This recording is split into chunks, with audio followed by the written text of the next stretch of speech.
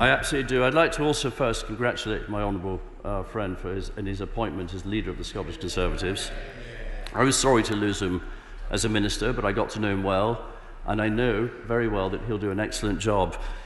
And Mr. Speaker, he does make a very good point. It is important we come together to fight this virus and not go back into division and constitutional wrangling. It just basically creates uncertainty. It's bad for the Scottish economy, bad for Scottish jobs. Thank you very much, Mr. Speaker. Can I just say, ever so gently and candidly to the right honourable gentleman, he's not presiding over the strengthening of the union. He's presiding over its demise. Support for independence is now at an all-time high at 55%. And can I just say to him, after today, it's just going to get a lot worse for the right honourable gentleman. If there was ever any doubt that this government were determined to override the authority of the Scottish Parliament, it is clause 46 of this disgraceful bill today. Why doesn't he man up? Why doesn't he confess, be honest with the Scottish people and tell them that this is an unadulterated power grab? For a very simple reason that it isn't. And still the SNP can't tell us one power that is being grabbed, not one single power. Quite the contrary, more powers are being delivered to the Scottish Parliament, strengthening devolution, something they don't like. And they don't like this UKIM legislation because it strengthens the United Kingdom economy. And that doesn't fit into their plans either. Thank you, Mr. Speaker. In response to the fact that a majority of people in Scotland, in all recent polls, want Scotland to be independent, his government will today set out steps that betray they want to fatally undermine devolution, whilst declaring that they will break international law with malice aforethought. Does he believe that in being an accomplice to this, he will strengthen the union? Mr. Speaker, we've been very clear about our position.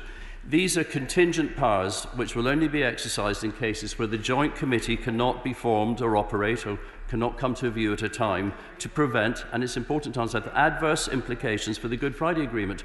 Our responsibility, first and foremost, is to the people of Northern Ireland. For the SNP, it's always Britain second, Brussels first. Tommy Shepherd. Thank you, Mr. Speaker.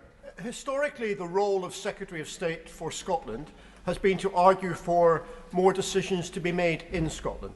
Can I ask the current Secretary, does he not feel ashamed and embarrassed to be the first incumbent of this office to actually argue for things to happen the other way around? And does he not realise that by so doing, he will make the argument for political independence for Scotland far better than those of us on these benches can do? Secretary of State. I utterly disagree with the honourable gentleman. This strengthens the United Kingdom, this legislation. Scotland does 60% of her trade with the rest of the UK, over £50 billion. We want to protect that trade. We want to improve the Scottish economy. And in no way is there a single power being removed from the Scottish Government. Quite the contrary, powers are being increased. Mr. Speaker, let us contrast the power surge that the Secretary... Just said the number. 13. With permission, Mr. Speaker, I'll answer questions 13, 14 and 15 together. I have frequent discussions with Cabinet colleagues on a range of matters relating to the UK internal market. The UK internal market is vitally important for our economy, and as I've said a number of times over the last 5 minutes, sales produce in Scotland to the rest of the UK 51.2 billion per year, and it's over 60% of our exports. Mr. Speaker, in contrast with the Secretary of State's power surge, for example, the European single market principles are based on equality, cooperation and consent, with agreed standards for all member states. If the Secretary of State claims that the policy on the UK internal market is not a power grab, will he guarantee a mechanism for negotiation, agreement and consent between the four nations of the UK? So that the Honourable Lady points towards frameworks, which is exactly what we are doing there. So for standards, frameworks will be by consent across the United Kingdom. There is the opportunity for parties to opt out, and as a safety net for business, we're introducing mutual recognition, which underpins the European single market. We're introducing mutual recognition, and we're introducing non-discrimination. Mr. Speaker, the gravity analysis published in the internal market command paper suggests that a border effect between Scotland and the rest of the UK would impact about 1.1% of Scottish GDP. Brexit will impact 7 times greater, a loss of GDP growth in Scotland of around 8%. So when he has discussions with the Scottish Government, will he commit today to bring forward another command paper, insisting that Scotland remains part of the European Union single market?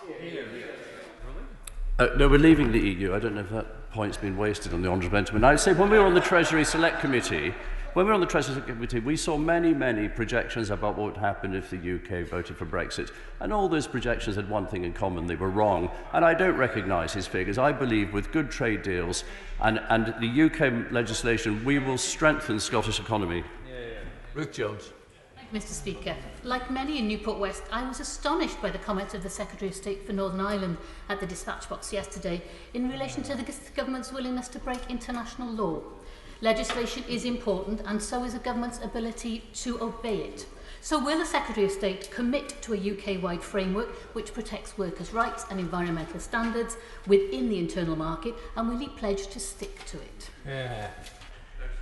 There are over 42 frameworks, and I'm sure those subjects, I haven't studied them all in detail, but I'm sure those subjects will be covered. And when we have frameworks, it's by consensus. It's up to each member state of the United Kingdom, like the four nations, to then adhere to those. They do have an opt-out, and as I say, the UK legislation underpins that and protects producers, suppliers, manufacturers, consumers alike. Griffith. Mr. Speaker, with its abundant renewable resources... Sorry, 16. Thank you, Mr. Speaker. I have regular discussions with my Cabinet colleagues, including the Chancellor, on all aspects of the impact of coronavirus in Scotland. The unprecedented actions we have taken have supported over 930,000 jobs and more than 65,000 businesses in Scotland. Over £2.3 billion of support for business is being given throughout the government-supported loan schemes. Griffith. Mr. Speaker, with its abundant renewable resources, Scotland has the opportunity to be a world leader in hydrogen technology, a £2.5 trillion global market. Could the Minister inform the House what conversations are taking place between the Government and Scotland to ensure that we seize this opportunity together as a union? Thank you. The Government is absolutely committed to the development of hydrogen as part of our decarbonisation strategy. I'm happy to tell my honourable friend that in July, the Government launched a Hydrogen Advisory Council where Government and UK industry will work together to identify and promote the supply of low-carbon hydrogen at scale across the energy system. Scottish companies are members of this council. Shadow Minister Chris Almond. Thank you, Mr. Speaker. Can I first of all start by congratulating my honourable friend for Edinburgh South and Mariam on the birth of their baby daughter, Zola. The House will be pleased to hear she has very robust lungs and her father's cheeks, is how it's been put to me. Cheeks, these cheeks, Mr. Speaker. Mr. Speaker, the Minister knows that the businesses across Scotland are in desperate need of additional support, specifically in relation to the furlough scheme. The UK Government has one of the shortest furlough schemes in place of any country in Europe. Can the Minister please today, ahead of the Opposition Day debate, announce that we will extend in the furlough scheme for those businesses that need it most, particularly in Scotland for the hospitality and accommodation sectors, because they need help from this Government? Thank you, Mr. Speaker, and I should also add my congratulations to the honourable member for Edinburgh South and the birth of his daughter, and delighted to hear that her vocal contributions will be as strong as the honourable gentleman's. The honourable gentleman does highlight the furlough scheme, and it has been a very valuable tool in our economic response to coronavirus. But I would point out to him it is about giving the right support at the right time. And I think the Chancellor is correct to move us towards supporting people returning to work through schemes like the Job Retention Scheme and many of the other packages that we are putting in place to support all sectors of the economy. Many local newspapers in Scotland were pleased to get UK government advertising business at the start of lockdown and agreed heavily discounted rates for it. They were surprised, many of them then, after invoices had been issued, to get requests from the UK government for further discount. Is the Minister content that his government should be treating Scotland's local newspapers in that way? The honourable gentleman raises an important issue, and this is a unique partnership to support the newspaper industry, and it was agreed by Newsworks on behalf of all publications, and the terms of the agreement are commercially confidential. But what I can tell him is that at least 60% of the funding is supporting smaller local titles, and if he has any specific issues with titles in his own constituency, I'm more than happy to explore them with him and raise with my colleagues in DCMS. Suzanne Webb. Question 19. With permission, Mr. Speaker, I will answer questions 19 and 20 together. We can only respond effectively to COVID-19 if we have a UK-wide approach. Pooling resources and using the strength of the UK economy enables the government to support jobs and business and to provide the extra funding and other resources to the devolved administrations to help them combat the virus. Suzanne Webb. Thank you, Mr. Speaker. The UK government has delivered an extra £12.7 billion to the devolved administrations throughout this pandemic, including £6.5 billion for the Scottish Government. Does my honourable friend agree that the enormous level of financial support that has already been provided showcases the strength and value of this great and united union? Thank you. I very much agree with my honourable friend. The strength of the UK economy and the Treasury's international standing means that we have been able to fund the COVID-19 response across all parts of the UK. And I would say, against these facts, it is worth considering the point made last week by Alex Salmond's former adviser, that after 13 years in government, the SNP have yet to show their workings on how a separate Scotland would manage financially. Martin Vickers. Speaker, there's no doubt that some confusion is caused when the different administrations come to different conclusions based on advice about quarantine and numbers that can gather and together and so on. The Minister has just spoken about a UK-wide approach. Wouldn't it actually be better that if some of these regulations were decisions for the UK government? I'm grateful for my honourable friend's questions. What I would say to him is that we have already had excellent examples of collaboration during this period. For example, on the 23rd of August, the Chief Medical Officers for all parts of the UK issued a joint statement on the current evidence of the risks and benefits to health from schools and childcare settings reopening. And UK and devolved administration ministers meet very regularly to explore and discuss these issues.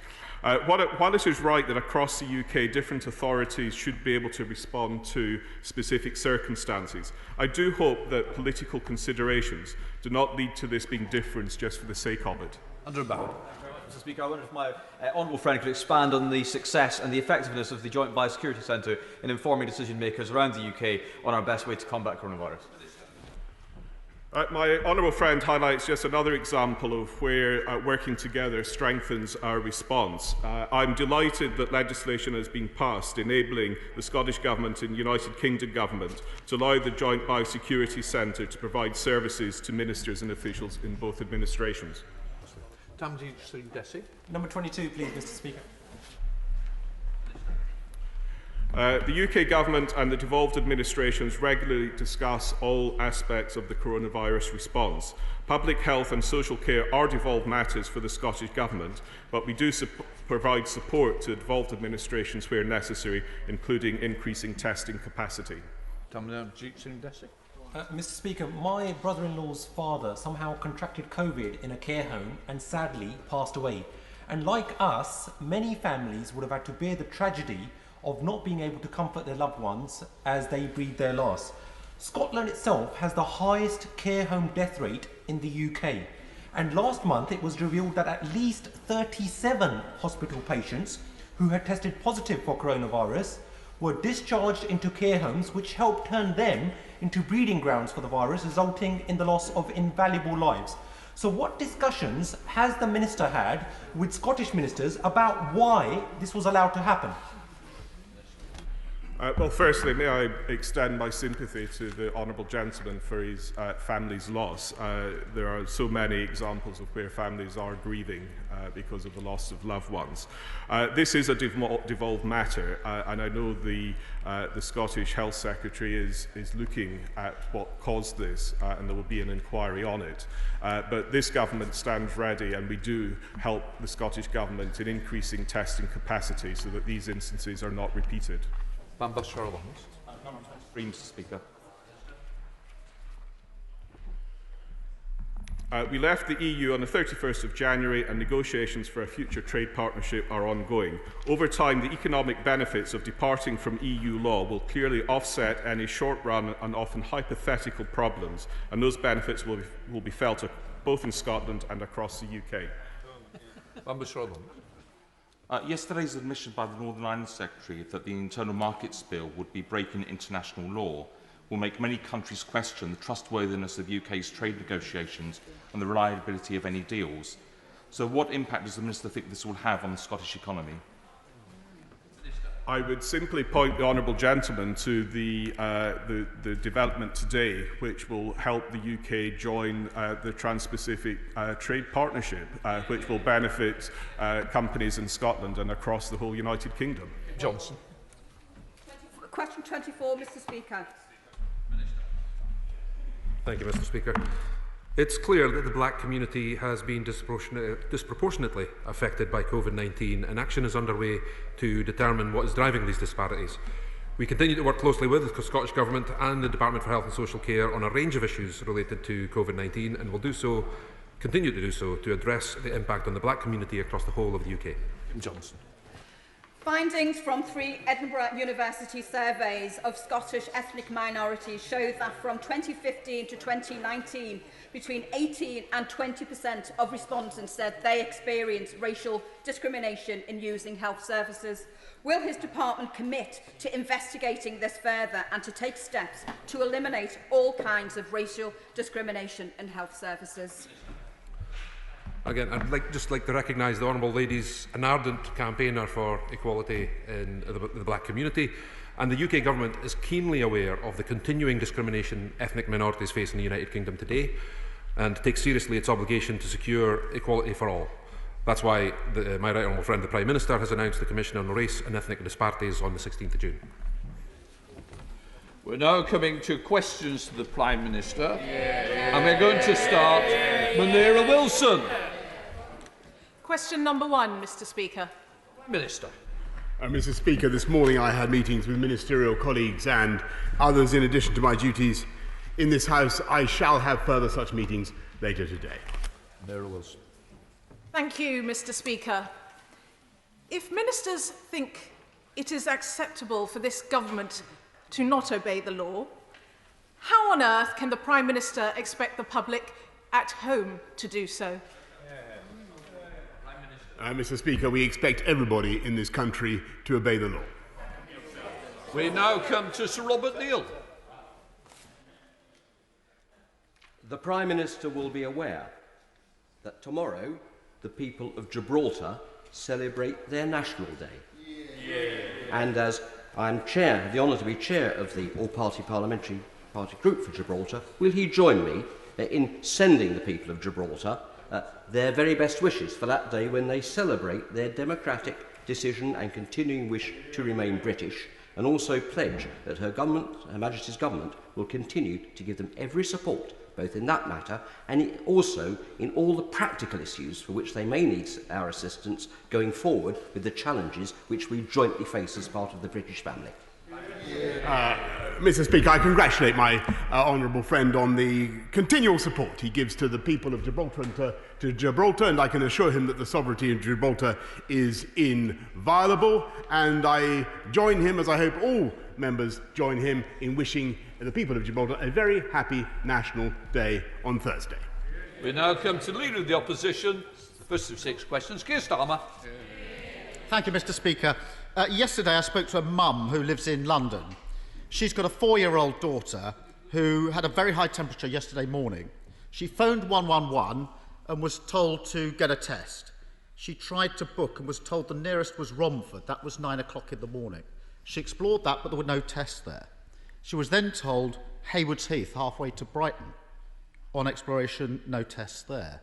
By lunchtime, this mum was told the nearest place was Telford or Inverness. A slot became available in Lee Valley in the afternoon, one slot, but unfortunately that was being offered across the country, including to people in Manchester, and it was impossible to book. 9 o'clock last night, she was told the nearest centre was Swansea. This is frankly ridiculous. Who does the Prime Minister think is responsible for this? Well, Mr. Speaker, clearly I take responsibility, as I have done throughout, for the entire handling of the coronavirus crisis. But I would just say to those who attack NHS test and trace and those who deprecate the efforts of the people who are doing their level best to keep us safe, Mr. Speaker, that it is precisely because of the success of test and trace that capacity has gone up to from 2,000 a month in March to 320,000 a day. And we know, thanks to NHS test and trace, in granular detail, in a way that we didn't earlier this year, Mr. Speaker, about what is happening with this pandemic. We know the groups that are suffering, the extent of the infection rates, and we've been able, thanks to NHS test and trace, to do the local lockdowns that have been working.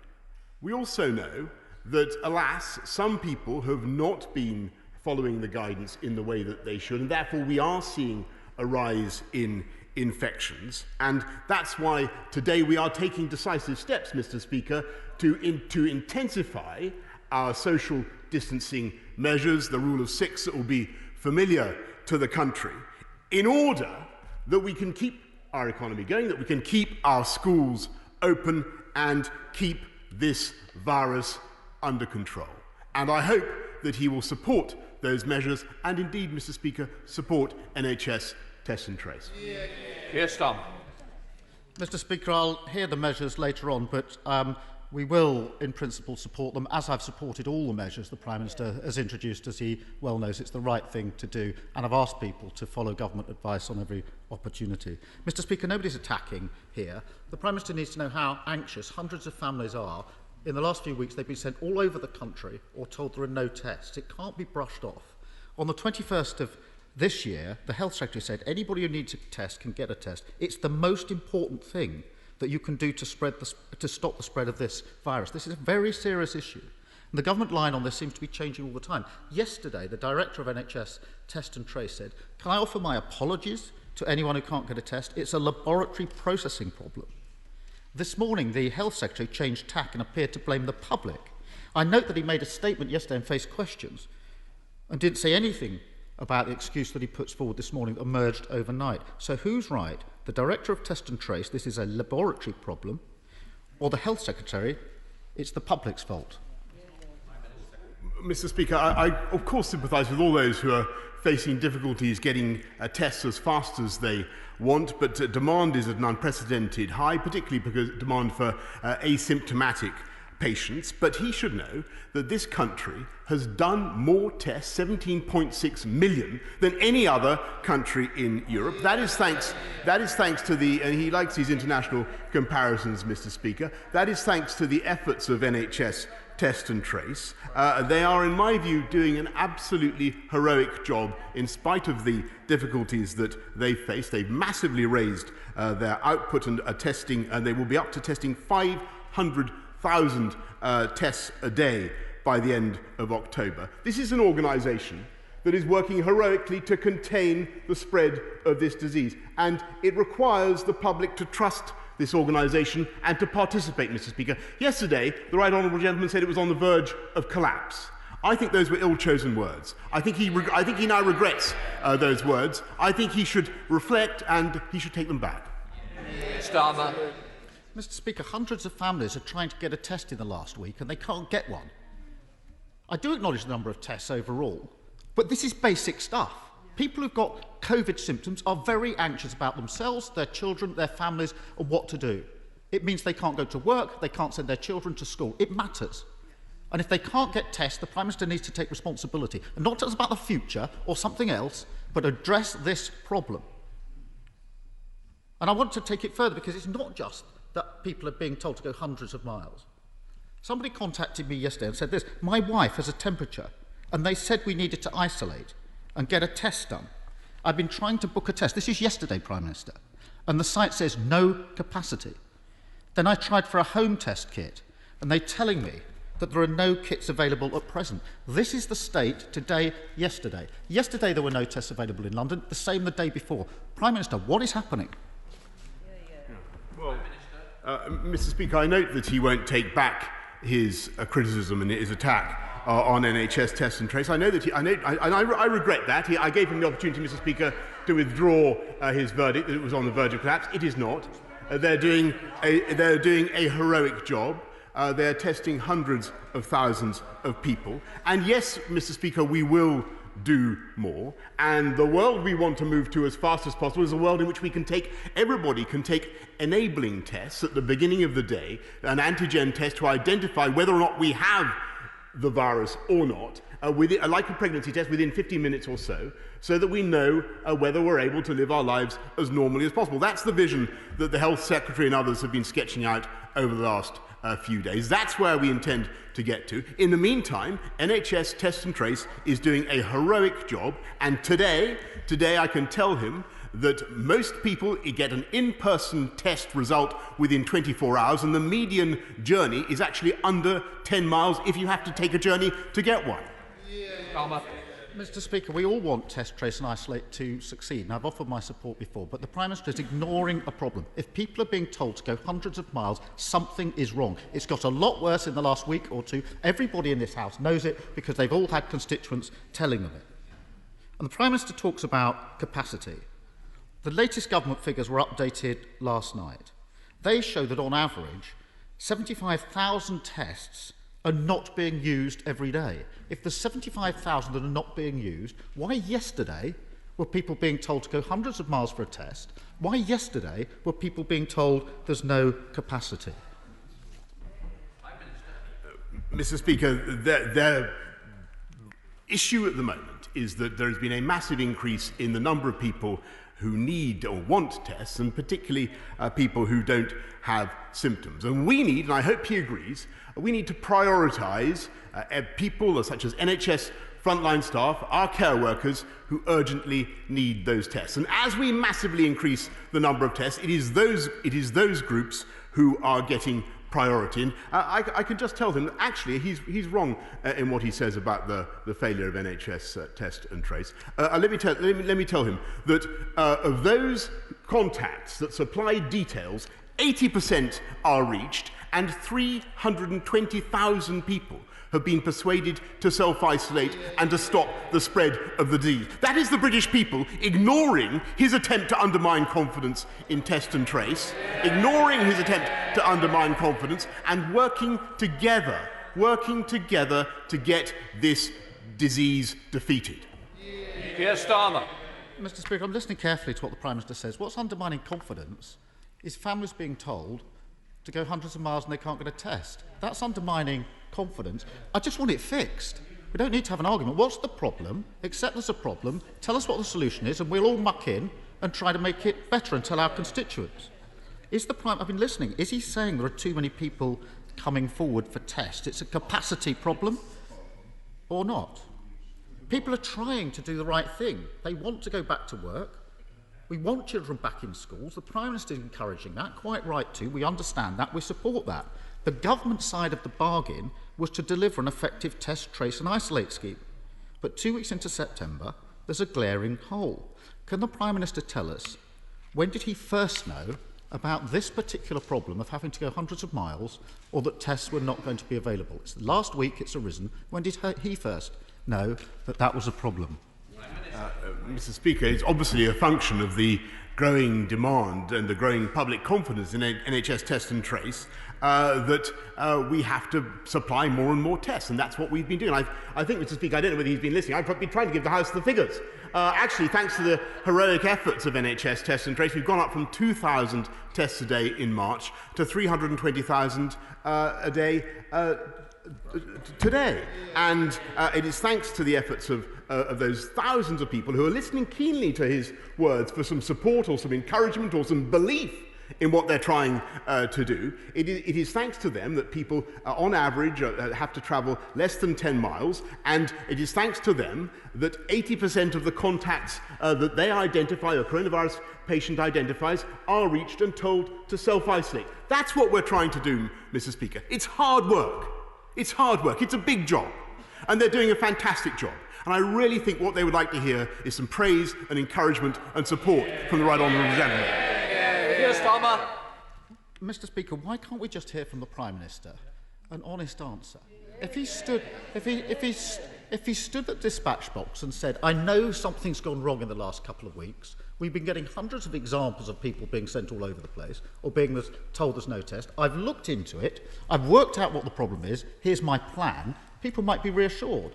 But as ever, he pretends the problem isn't there. The infection rate is rising. This is the very point we need a functioning testing regime. But far from the world-beating system we were promised, the government can't even get the basics right. The government is lurching from crisis to crisis. It still lacks even basic incompetence. This is what's holding... It lacks competence. Yes, Prime Minister, it lacks competence. This is what's holding Britain back. So my final question is this. When is this problem with test, trace and isolate going to be fixed?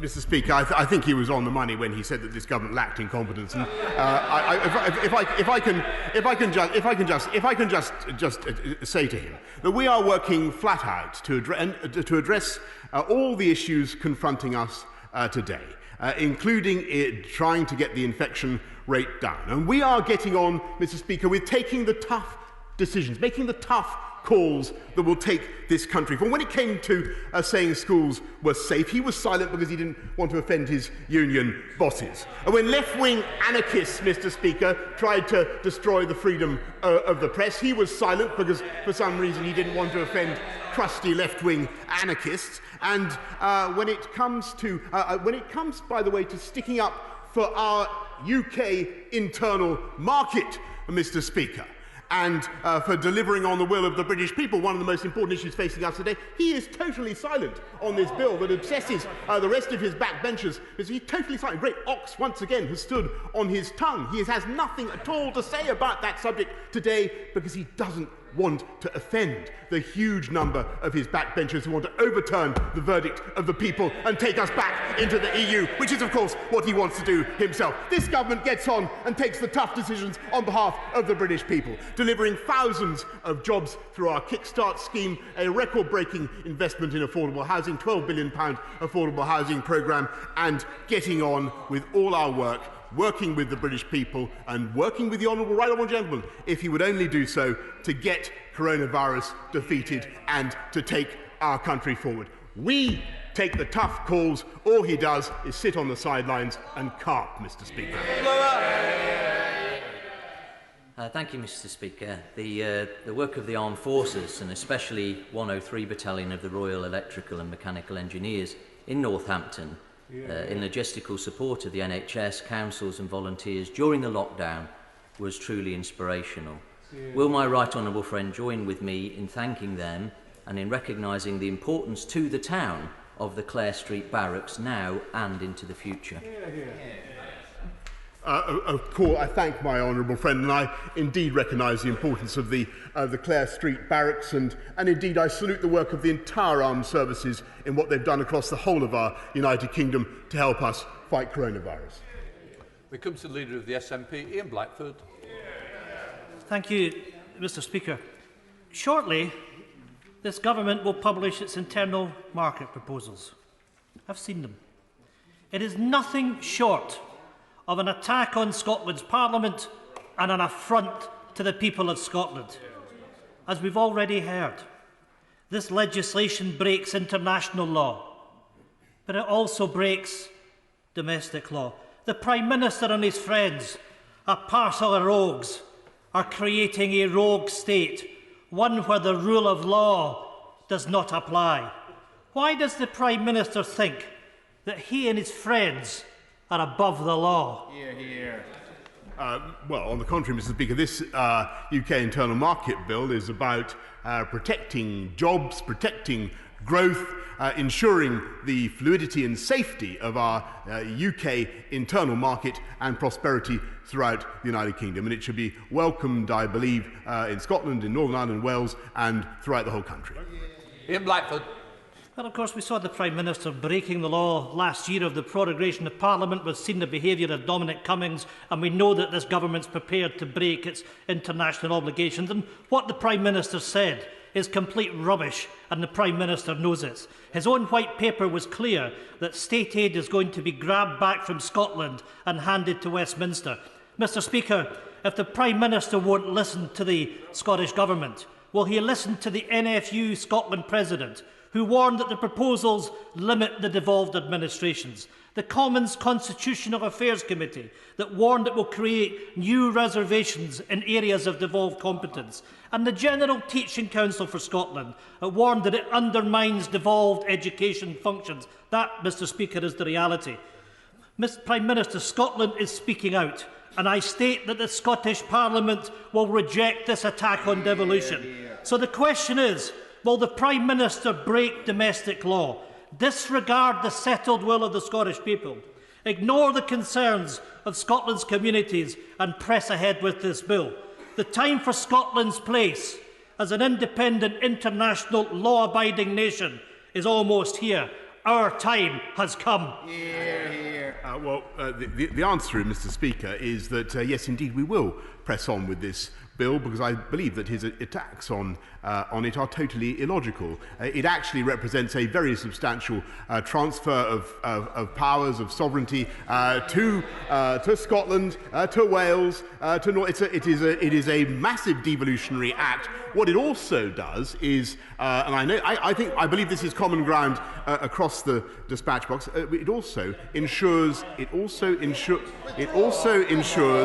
the integrity of the UK internal market, and he speaks of a transfer of powers to the UK government. On the contrary, what he would do, Mr. Speaker, is transfer powers not just over competition and state aids back to Brussels, but of course over fisheries too. And that is the policy of the Scottish Nationalist Party, and it would be a disaster for our country. Mr. Prime Minister, I'm sure that the leader of the SNP would like to withdraw that last comment of being a liar. No honourable member will do that. Would you please withdraw? Mr. Speaker, I must say... Sorry, I don't need any help. It's on the face of the bill that the government of the UK is going to trample over devolution. That is not a lie. Mr. Blackford, you're a great member of this House. You do the right things by this House, and I've accepted that you withdrawn it. You leave it. Thank you, Mr. Speaker. Before being elected to represent Blythe Valley last year, I worked in mental health. Since October last year, there have been 120 suicides across the Northumbria Police Force area alone. There have been 24 deaths in Blythe in that time. I'm sure that my right honourable friend, the Prime Minister, will agree with me that one death is one death too many. So would he support me and support National Suicide Prevention Day tomorrow and acknowledge the fantastic work that's been carried out by the mental health charity Mind, as well as Engage and Davio at Unit 20 in Blythe? Thank you. Mr. Speaker, every suicide is an absolute tragedy, and my honourable friend is absolutely right to focus on that issue in the way that he does. And I'm proud that this government is rolling out record investments into suicide prevention. But I would also like to pay tribute to the charitable sector, to Mind, Engage, and to Davy Orr for the fantastic work that they do to make a difference at that crucial moment and to prevent suicide. Mr. Speaker, they herd them onto trains, they shave their heads, they abort their babies. A genocide of the Uyghur people by the Chinese government is taking place before our eyes. It is easy to criticise the next world superpower, harder to take action. What action is the Prime Minister going to take to stop the ethnic cleansing of the Uyghur people in Xinjiang? And when will he lead organisation of an international tribunal? Because this time, no country can say that they didn't know. Well, Mr. Speaker, she is entirely right to draw attention to the plight of the Uyghurs, as both I and the Foreign Secretary have done ourselves, and we raise these concerns directly with the Chinese authorities, and will continue to do so in the G20, at the UN, and in every other context. Thank you, Mr. Speaker. On Monday night, BBC Panorama revealed what parents in Carshalton and Wallington have been telling me for months, that Lib Dem run Sutton Council is failing our most vulnerable children. Given the shocking scenes that we saw, does the Prime Minister agree with me that the Council should hang its head in shame, meet with these parents, sack their failing arm's-length company, and these Lib Dem councillors that have presided over this failure should resign? Well, Mr. Speaker, I thank my honourable friend. I understand that the Council concerned has acknowledged the failures and the improvements that are needed. And we are, for our part, we are reviewing the oversight of special educational needs schools, and we will be commissioning a new round of inspections, both by Ofsted and the CQC. And I'm happy to write further to my honourable friend about that issue. David Mr. Speaker, the Prime Minister is aware of the tragic case of Mercy Baguma, who 3 weeks ago was found dead in her Glasgow flat with her starving 1-year-old son Adriel lying next to her. Thankfully, little Adriel has made a recovery and was running around my constituency office on Friday when his father Eric came to meet me. But Adriel has been through more than any 1-year-old should ever have to go through, and his future hangs in limbo while the Home Office prolongs his father's asylum application. So will the Prime Minister agree to organise a meeting between myself and the Home Secretary to look at Eric's case and make sure that this family can go forward with certainty after such a difficult time? I thank the honourable gentleman. I can tell him that I know that the whole House will join with me in sending our deepest condolences to the family and friends of Mercy Baguma.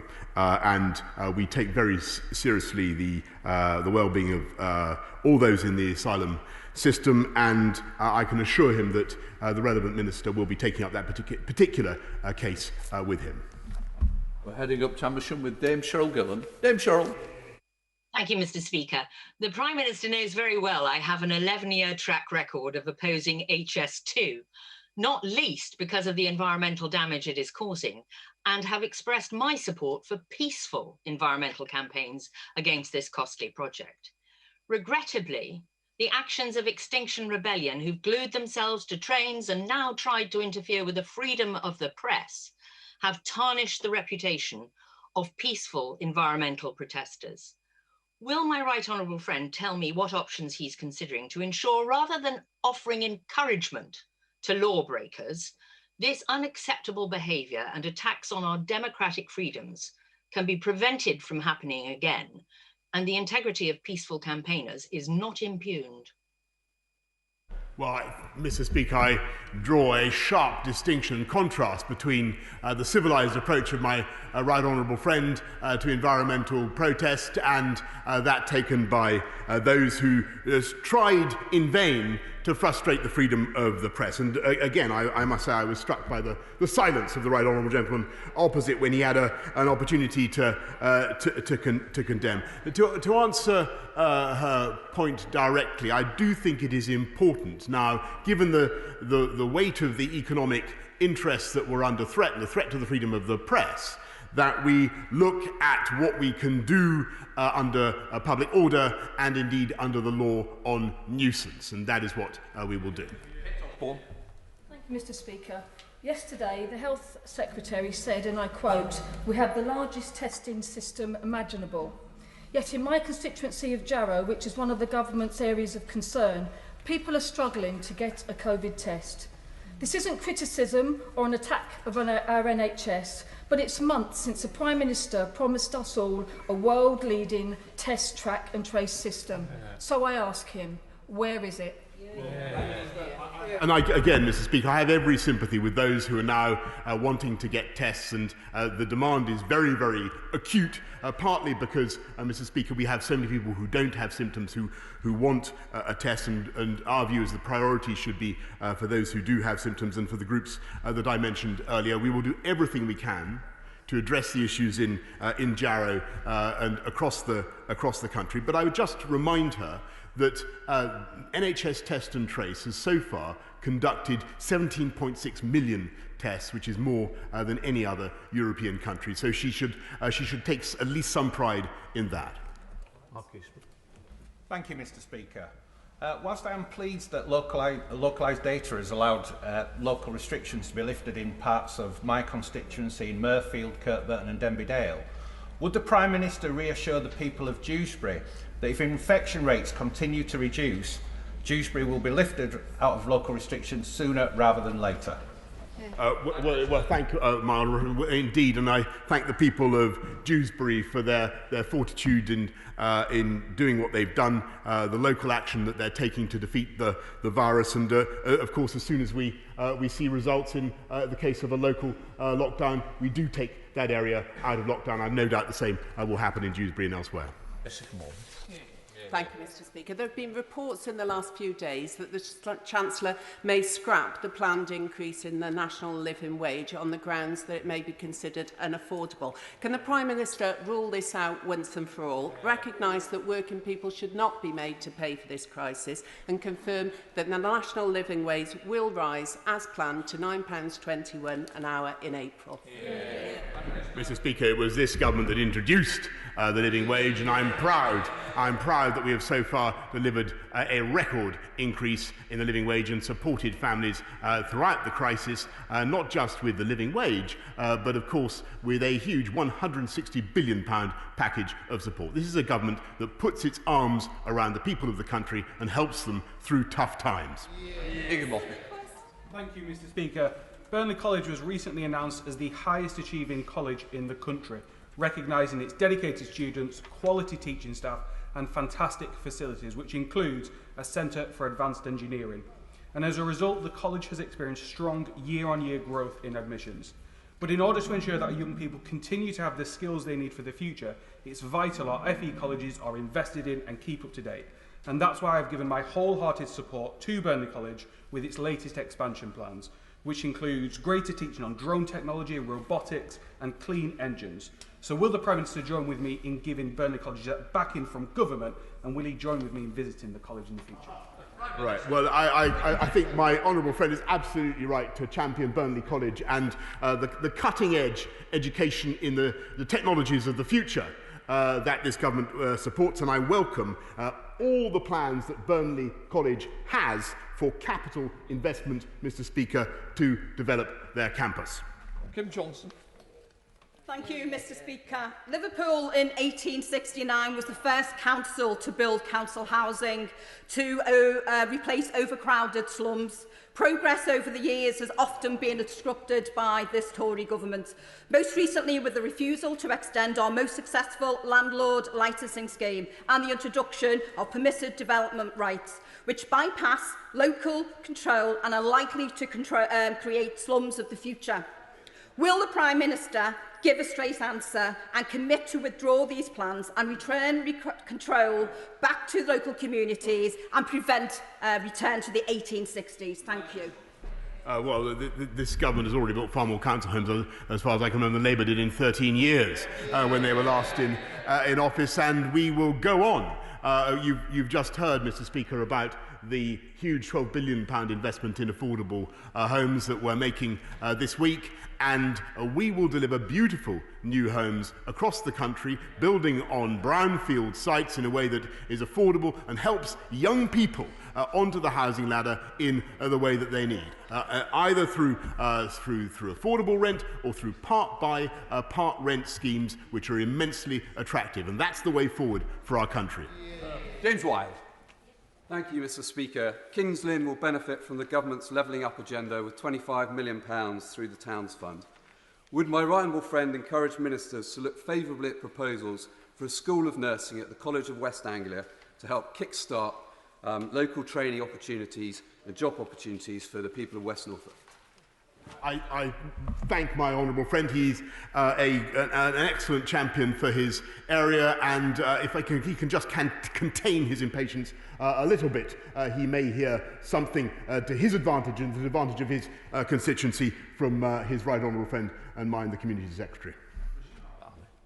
Mr. Speaker, £150 million spent on faulty masts, £120 million spent on contracts awarded to a Tory councillor, and a staggering £1 billion worth of contracts awarded without proper due diligence. Where has the money gone, Prime Minister?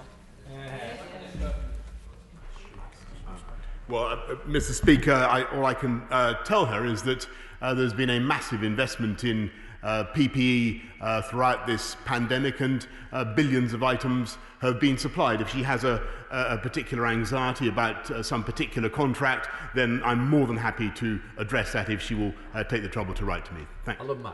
Thank you, Mr. Speaker. From growing our food and producing renewable energy to managing our environment and setting high animal welfare standards, British farmers lead the world in so many ways.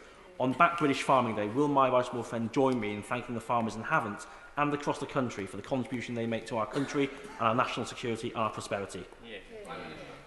Well, thank you, Mr. Speaker. Somebody grew up on a farm many years ago. I'm thrilled to support British Farming Day, or Back British Farming Day, and it's thanks to them that we have fantastic food on our plates every day, but also that we have an amazing opportunity to increase our agricultural exports around the world. And that's why I'm so much looking forward to that period which comes at the end of this year, when we will be able to take advantage of the freedoms that Brexit brings. And I hope very much that members opposite will join us, join the whole House, in pushing through this valuable UK internal market bill, which will help to support UK farming across the whole country and build a stronger agricultural industry for our whole country. Final question, Alistair Carmichael. Thank you, Mr. Speaker. The Prime Minister may be aware that there are some Scottish nationalists who want Scotland to follow the example of Catalonia and to have a wildcat independence referendum. Now, I oppose that because it would be illegal. If the Prime Minister thinks it's acceptable for his government to ignore international law, on what basis would he oppose it? Thank you, Mr. Speaker, and I have great respect for the right honourable gentleman. And let me just say this, because the leader of the opposition, in my view, neglected to raise this important subject. And my job is to uphold the integrity of the UK, but also to protect the Northern Irish peace process and the Good Friday Agreement. And to do that, we need a legal safety net to protect our country against extreme or irrational interpretations of the protocol, which could lead to a border down the Irish Sea in a way that I believe, and I think members around the House believe, would be prejudicial to the interests of the Good Friday Agreement and prejudicial to the interests of peace in our country. And that has to be our priority. Point of order, Sir Desmond Sway. Had the Secretary of State for Health given notice of the government's intention to further restrict our liberty to meet with one another in his statement yesterday, at least some of us would have been able to question him about it. What remedy is there for those of us who enthusiastically support the Prime Minister, but nevertheless want to restrain the government's ability to govern by order without debate? Can I say thank you to the right honourable member for giving me notice. I'm very sympathetic with the main point he makes. I accept the decisions have been taken in a fast-moving situation, but timings for statements are known to ministers. It's really not good enough for the government to make decisions of this kind in the way which show insufficient regard for the importance of major policy announcements being made first to this House and to members of this House wherever possible. Can I say to him, I've already sent a letter to the Secretary of State. I think the total disregard for this chamber is not acceptable. I know the Prime Minister is a member of Parliament as well, and he will ensure that statements should be made here first, especially as this particular Secretary of State requests statements and then to ignore the major fact that he wanted to put to the country. Not before this House is not acceptable, and I hope he will apologise to members. Is it the same point? Further that point. Point of order from the right honourable gentleman from New Forest West. Not only did we not get a convincing explanation yesterday for the ongoing testing fiasco from the Secretary of State, but in fact Mr Robert Peston of ITV broke on Twitter that the government were planning to shift the regulations down from 30 to 6 ahead of the Secretary of State's statement. There was no reason why the Secretary of State could not have told the House yesterday this was the government's plans. Has he given you notice that he's coming to the House to update MPs on this change in policy, or should we assume that ministers don't know what they're doing from one day to the next? What I would take on board is the fact that it was all over Twitter. As this was going on, it obviously somebody decided to tell the media rather than tell this House. And what I would say is that I expect the Secretary of State to apologise to members and make sure that this chamber knows first when he was fully aware of what was going to be said later. And let me say, if this minister wants to run this chamber ragged, I can assure you now, I'm sure a UQ every day might just begin to run him ragged. No more points of order on this subject. Right, I'm now going to suspend the House in order to allow the safe exit of honourable members participating on this item of business and the safe arrival of those participating in the next. I'm suspending the House for 3 minutes. Order!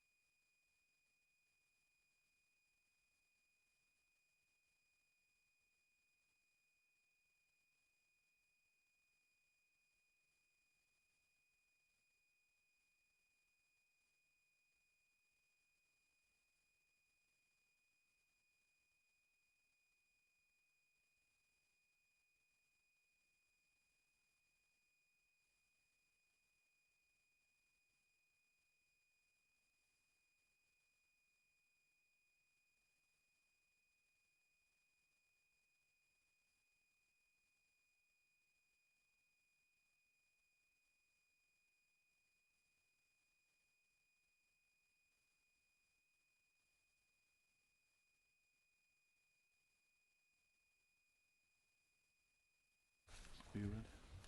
Yep. Sarah, you ready? Order, we come to presentation of the bill. I look sure. Minister. United Kingdom Internal Market Bill. Second reading what day? Tomorrow. Tomorrow. We now come to business of the day and we start with the 10-minute rule bill. Ian Levy. Thank you, Mr. Speaker. I beg to move leave to be given to bring a bill to amend the law relating to the licensing of houses of multiple occupancy to increase penalties for the contravention of such licences and connected purposes. Mr. Speaker, the private rented sector is an important part of our housing market. As we see large premises in town centres vacated by businesses, there is a growing demand for these to be turned into housing. Introducing high-quality residential units to town centres may be a great way to bring back life back into the town centres. But there is a worrying trend developing within these units, subdividing into poor quality houses of multiple occupancy, which are aimed at the very poorest and most vulnerable in society. This problem not only affects my constituency in Blythe Valley, but also other towns up and down this wonderful country of ours. Houses in multiple occupancy, or HMOs as they become known, form a useful part of the housing sector, providing cheap accommodation for people whose housing options are limited, whilst their standards, which are met in large HMOs, these mainly relate to fire and building safety, as well as ensuring facilities such as bathrooms are available. There is no consideration as part of this regime for the welfare of the residents or the impact on the local community of subdividing large properties into HMOs, with the impact that this can lead to the local area. Within the standards, there is a minimum accommodation size, and that sets out, but this makes appalling reading. Mr. Speaker, 2 adults are permitted to live in a space which is 10.22 square metres. That's just 10.22 square metres, nothing. The size of a reasonably sized garden shed. According to the regulations, a child under 10 requires an additional 4.6 metres, or the size of a double bed. Not merely to sleep, but to live, to play, to learn and to eat. Even more appalling is that until the last Conservative government introduced minimum sizes in 2018, there was no minimum room size at all. The mental welfare of those forced to live in these conditions must be a concern of us all in 2020. However woeful the standards are required for the licensing of HMOs across the country. In my hometown of Blythe, only one of these premises is actually licensed as a house of multiple occupancy. Others are listed as hotels or marketed as Airbnbs and bed and breakfasts, creating a multitude of problems. When a property is not registered as a house of multiple occupancy, it falls through the gap, meaning that the local authorities, such as councils and the police, do not actually have the right of access or the ability to implement boundaries, restrictions, and implement measures to support the safeguarding of the clients living there. Mr. Speaker, the very nature of the accommodation provided by HMOs often means that those who have fallen upon hard times or are suffering from mental health issues, drug and alcohol abuse, and in a lot of cases, as reported to me by the police, domestic abuse. These are vulnerable people who we have a duty to safeguard. Allowing HMOs to exist by disguising them as hostels, hotels and bed and breakfasts not only denies the tenant the security of tenure, but also means that the accommodation does not face the true scrutiny that it should. With no help or support, living in the community can be hard for people who are not well equipped to live on their own, and many of these are young people. I worked for years in the NHS in a mental health capacity, and I did hear on a few really sad occasions of clients forcibly being taken to cash points by drug dealers or loan sharks, where they're forced to empty their bank accounts from the benefits that have been paid in. This would leave the vulnerable client in a position where they had no money left in their account to buy the basics to live for the next 2 weeks. Alone in a room with no support is no way for our vulnerable people to live in 2020. Now, Mr. Speaker, to you and me, we are fortunate, and I'm sure everybody in this House, that we can take for granted that we can go to the fridge, we can buy, there'll be fresh milk there, we have food to make a sandwich, we have clothing to put on our back, and we have a warm bed to sleep in. But when you are in a vulnerable position, you find it hard for your finances when they're taken away from you. Just getting by day to day impacts on the trauma that some of these vulnerable people are already having to deal with. Mr. Speaker, I believe that it is vital that a stricter regime of checks and measures is imposed upon landlords to make sure that safeguarding of clients is kept at the forefront. However, there are other issues that need to be addressed. For example, I find it concerning that as it stands, the police are not consulted on planning applications for large HMOs. However, they are often called upon to deal with the issues that can arise from such dwellings. These houses cause concern in local communities that the inhabitants are possibly likely to cause problems due to antisocial behaviour and other social problems. It is vital that the public living in and around the vicinity feel that they can live and integrate with the residents of houses of multiple occupancy safely and that the community values are respected. What I would like to see, Mr. Speaker, as a result of this legislation, is greater powers to local authorities to deal with both the development and the governance of houses of multiple occupancy, requiring large HMOs to provide a nominated person to be responsible for the residents living there on a 24/7 basis. This would allow a point of contact for the authorities and for the local community to highlight the issues and, where possible, address them in a way which safeguards both the individuals and the local community. I understand that not all HMOs exploit their tenants, and I also understand that there are other reasons why for people want to live in small, cheap units close to facilities may be attractive for some, but I do wish to ensure that they are not used as a method of housing vulnerable people in substandard accommodation with no regard for the mental or physical well-being or the needs of the local community. I also want to ensure that someone being able to buy a house in a subprime area, dividing that house into multiple bedrooms, whilst showing absolutely no care for the individual or the local residents, becomes a thing of the past. Mr. Speaker, what I would like to see is a balance given to the community so the clients feel safe and part of that community, and that the public living in and around the vicinities of houses of multiple occupancy feel that they can live and integrate with the clients and that respect and safeguarding is shown to all. I beg to move. That the honourable member have leave to bring in the bill. The question is that the honourable member have leave to bring in the bill. As many of that opinion say aye. Aye. The contrary, no. I think the ayes have it. The ayes have it. Who will prepare to bring in the bill?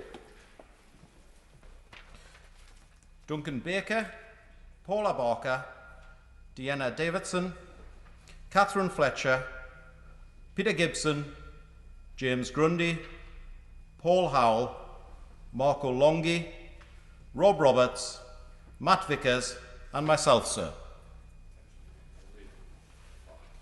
Houses in Multiple Occupation Bill.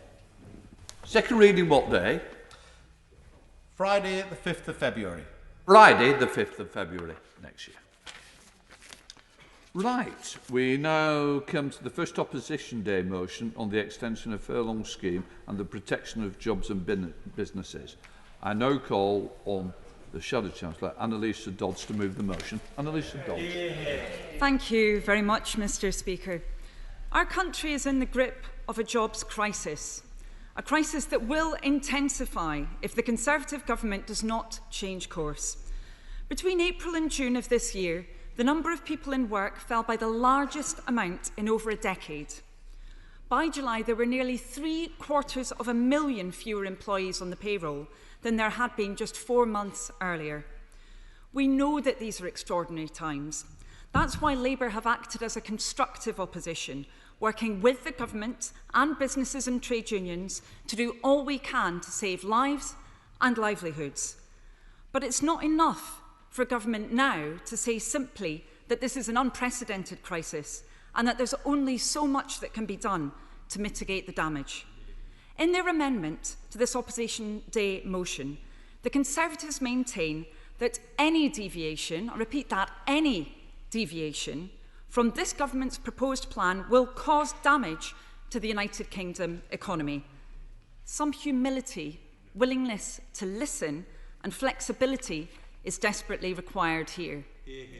Under this government, the UK has suffered the highest number of excess deaths in Europe.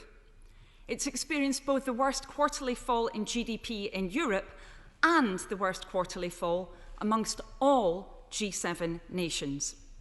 And the evidence suggests that the number of job vacancies in the UK has fallen further than any comparable economy, and that it will take us many months to get back to pre-crisis levels. Our people have suffered a double whammy, a health crisis coupled with a jobs crisis, both made worse, I regret to say, by the government's unwillingness to listen, learn and accept it does not always know best. But there's still time to change course. Around 4 million people are still furloughed under the government's coronavirus job retention scheme. Another 2.7 million people have so far made claims under the self-employment income support scheme, the second and final phase of which has just opened. Many more people have not yet had any support from this government at all and have fallen through the gaps between the various schemes. I'm very grateful to her for giving way. She's making a really powerful point. But would she agree with me that there is a huge injustice being done to the self-employed, many of whom have gone for 6 months without any support whatsoever? These are our small business owners who take some of their salary in dividends for perfectly good reason. Does she agree with me that the government should take its fingers out of its ears and then start listening to the self-employed? Thank you, Mr. Speaker. I'm grateful to the member for that intervention. I do agree with her. We've repeatedly raised this issue with government. Repeatedly, we have been told that simply the computer says no, that no response is possible. That does not appear to be the case, given the evidence. There would be means to assess people's previous income. And if there is a concern around fraud, then ultimately additional deterrents can be added to the system to prevent any such fraud. I will give way, but I'm aware that there are many, many speakers for this debate, so I wish not to do that too frequently. But yes, I will give way. Thank you. I thank my honourable friend for giving way. Given the importance of the aviation sector and that it's been particularly hard hit, the likes of myself have been calling for an extension of the furlough scheme and a sector-specific deal. However, due to government inaction and procrastination, thousands of individuals within my Slough constituency are now being made redundant or on the verge of being made redundant. So would my honourable friend agree that it's now time that the government acts before we lose those jobs for good? I'm very grateful to my honourable friend for raising that point, and of course the jobs crisis that we're talking about is one which is particularly intense in many of those communities impacted by the withdrawal of support for critical industries for the future of our country. Of course, as he mentioned, we were promised a sector-specific deal for aviation. We have not received it. We have not had government sitting down with the sector to work through the different scenarios and how we can plan for the future in that case. And yes, we are not seeing the targeted wage support in aviation or indeed in other industries critical for our economic future that we desperately need. I will take one final intervention, given it's from the government benches, but then I will make some progress. Thank you. I am very grateful. In terms of a sector-based approach, I think in an interview with The Guardian, she said such an approach would pose challenges. Has she yet published the solution to those challenges? Thank you, Mr. Speaker. I fear that the member opposite may have missed off the end of the sentence, which is that while it poses challenges, ultimately that does not mean those challenges should be stepped up to. They should be faced up to by government. Now, his government has accepted the need for some targeted support around hospitality and retail, of course, with those grants, also the Eat Out to Help Out scheme. Yes, there will be boundary issues. We fully accept that, but ultimately, to govern is to lead, it is to take difficult decisions. Government trumpets the fact that it worked with industry, with trade unions, with other stakeholders in creating the furlough scheme. They need to do that again to work through these challenges and to create the targeted system of support that's needed. I will make some progress if the member will permit me. He may find the answers to his questions, any further ones, in what I'm going on to say. Now, in addition to those groups of people who I just mentioned, of course we know that there are many others who are concerned about their futures, working in parts of the UK that are still subject to local restrictions or which may be subject to additional restrictions in the future. And we have huge numbers of people, as we've just been discussing, who work in sectors that still are not back to business as usual, despite their critical importance for our economic future, whether we're talking about highly skilled manufacturing or the creative industries. Yet, the Chancellor is ploughing ahead with his one-size-fits-all withdrawal of the income support schemes, pulling the rug from under thousands of businesses and millions of workers, all at the same time, irrespective of their situation. And he's doing so without any analysis, it appears, of the impact of this withdrawal on unemployment levels and the enormous long-term costs of so many people being driven out of work. The Chancellor's... I will give way. One of the categories that comes under severe pressure, as the Shadow Minister and others in this House will know, is local councils. Local councils in particular have been furloughed, their staff have been furloughed, they haven't been able to take them back, their budgets are squeezed. So does the Shadow Minister agree and support my plea for those councils that additional help must be given to protect jobs, services in local council, that to retain the jobs and are operating on a skeletal staff for almost a standard level of service provision? It just isn't possible to deliver on that. Thank you, Mr. Speaker. I'm very grateful to the honourable member for raising that point, because of course local authorities were promised by government that it would meet their calls for backfilling of not just the spending that they've incurred during this period, but also the income that was lost. What do we have instead? We have a resiling from that promise. Now, that's problematic because of the huge impact it will have on employment in different areas, where, of course, local authority employment can be a critical part of many economies, but it's also an enormous issue for the economic development in those areas, where ultimately that lack of local leadership will be a huge problem, and government needs to hold to its promise in that regard. Yes, it will give way. Thank you, Mr. Speaker. You say you want to extend the furlough scheme, but the key question is how long for? We're ending it at the end of October. Rishi Sunak said when he was going to announce it that actually it should be, if he did it in October, we say November. If it's November, then it's December. You want a sector-specific scheme, but when does it end? The end of the crisis is what some of your colleagues have said. Is that when the virus is eradicated? What's the solution? Thank you, Mr. Speaker.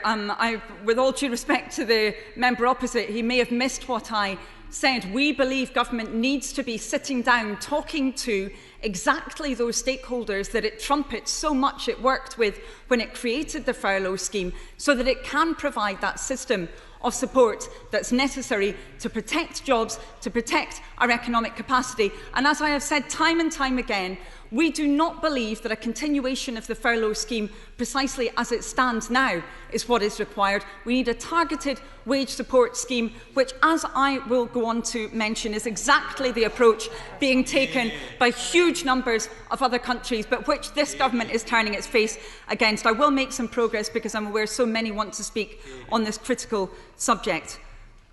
Now, for some businesses and staff well on their way back to normal, it's absolutely right and proper that wage support ends. As I said, we are not arguing for a continuation of that furlough scheme exactly as it stands across every sector of the economy. But for others, often in sectors crucial to our country's economic future, additional targeted support could be the difference between survival and going under. Now, the Chancellor says he won't pick winners, but the necessary public health measures his government has enacted have created losers. Across the economy as a whole, around 1 in 10 workers are still furloughed. For the transport sector, it's closer to 1 in 5. For arts and entertainment, it's 1 in 2. Yet, the Chancellor is stubbornly insisting on treating every part of the economy as if it's in exactly the same situation, and in doing so, putting the recovery and millions of people's livelihoods at risk. A targeted extension of government wage support to enable short hours working does not mean extending support for everyone forever. It means targeting it to where it's needed most. To the sectors of, with respect, I will not give way, as I have many times, and I'm aware of the pressure of so many members wishing to participate in this debate. We need support that's targeted to the sectors of our economy that have been the hardest hit by the virus, but that are critical to our country's economic future. To areas of the country that are subject to local restrictions because of this government's failure to get a proper grip on the health crisis. To businesses that would be viable in ordinary times, employing people doing jobs they love, who just need a little more help to get through this crisis. People like those I spoke to in North Wales, working in advanced manufacturing over the summer. They don't want a permanent handout from government, just more support while the economy is still in dire straits to help them get back on their feet. Without that support now, jobs like theirs will take years to come back, and jobs in the supply chain linked to their plant will vanish too, and with them, the economic prospects for their communities. I called on the Chancellor to be more flexible in this House 2 months ago when he gave his summer economic statement. What did we get instead? A panicked handout of £1,000 bonuses to any business anywhere that brought back a furloughed employee. That's too much public money to dole out to a business that was going to bring back workers anyway. The Chancellor allocated £9.4 billion for that bonus scheme. Just imagine how much more effectively that money could be spent if only he'd thought flexibly about how to respond to the crisis. Imagine how many of those at-risk jobs could be saved. The economic reality simply does not support the approach the Chancellor is taking. He should have the courage to recognise that and change course. Now, the Chancellor may not wish to take our word for it that a targeted, flexible form of wage support is the right way to go, but he could at least be persuaded by the examples of other countries, like Germany and France, which have each extended their schemes to last for 2 years, or the Netherlands, which has extended its scheme for another 9 months, or Australia and Ireland, both of which have committed to support furloughed workers until March of next year. And of course, in our own United Kingdom, the devolved governments have called for targeted wage support to be continued, not snatched away at the same pace across all sectors of our economy.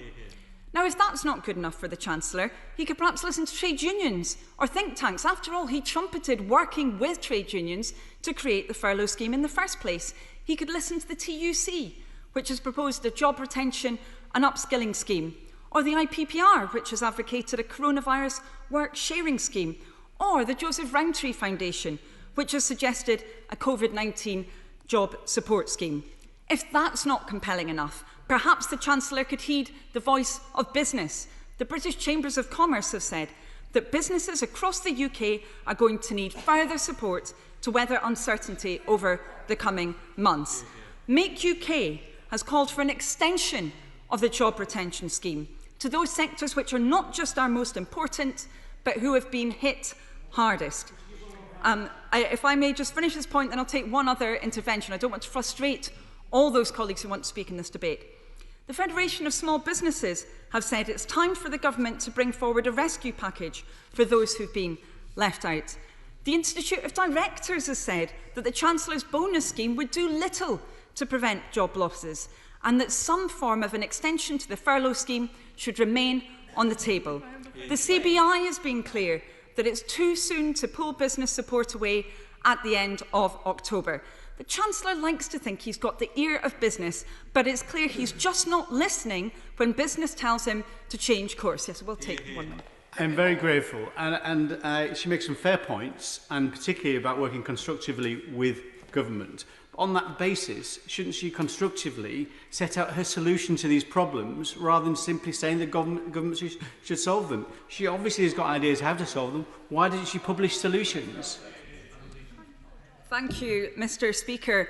I would love it, frankly, if the Chancellor and his team wished to open talks with the opposition, with business, with trade unions, looking at the different options which I've just set out. And I do regret, I know that the honourable member is one who does look at detail. I've just set out a variety of different models which have been set out by both by business, by trade unions, by think tanks.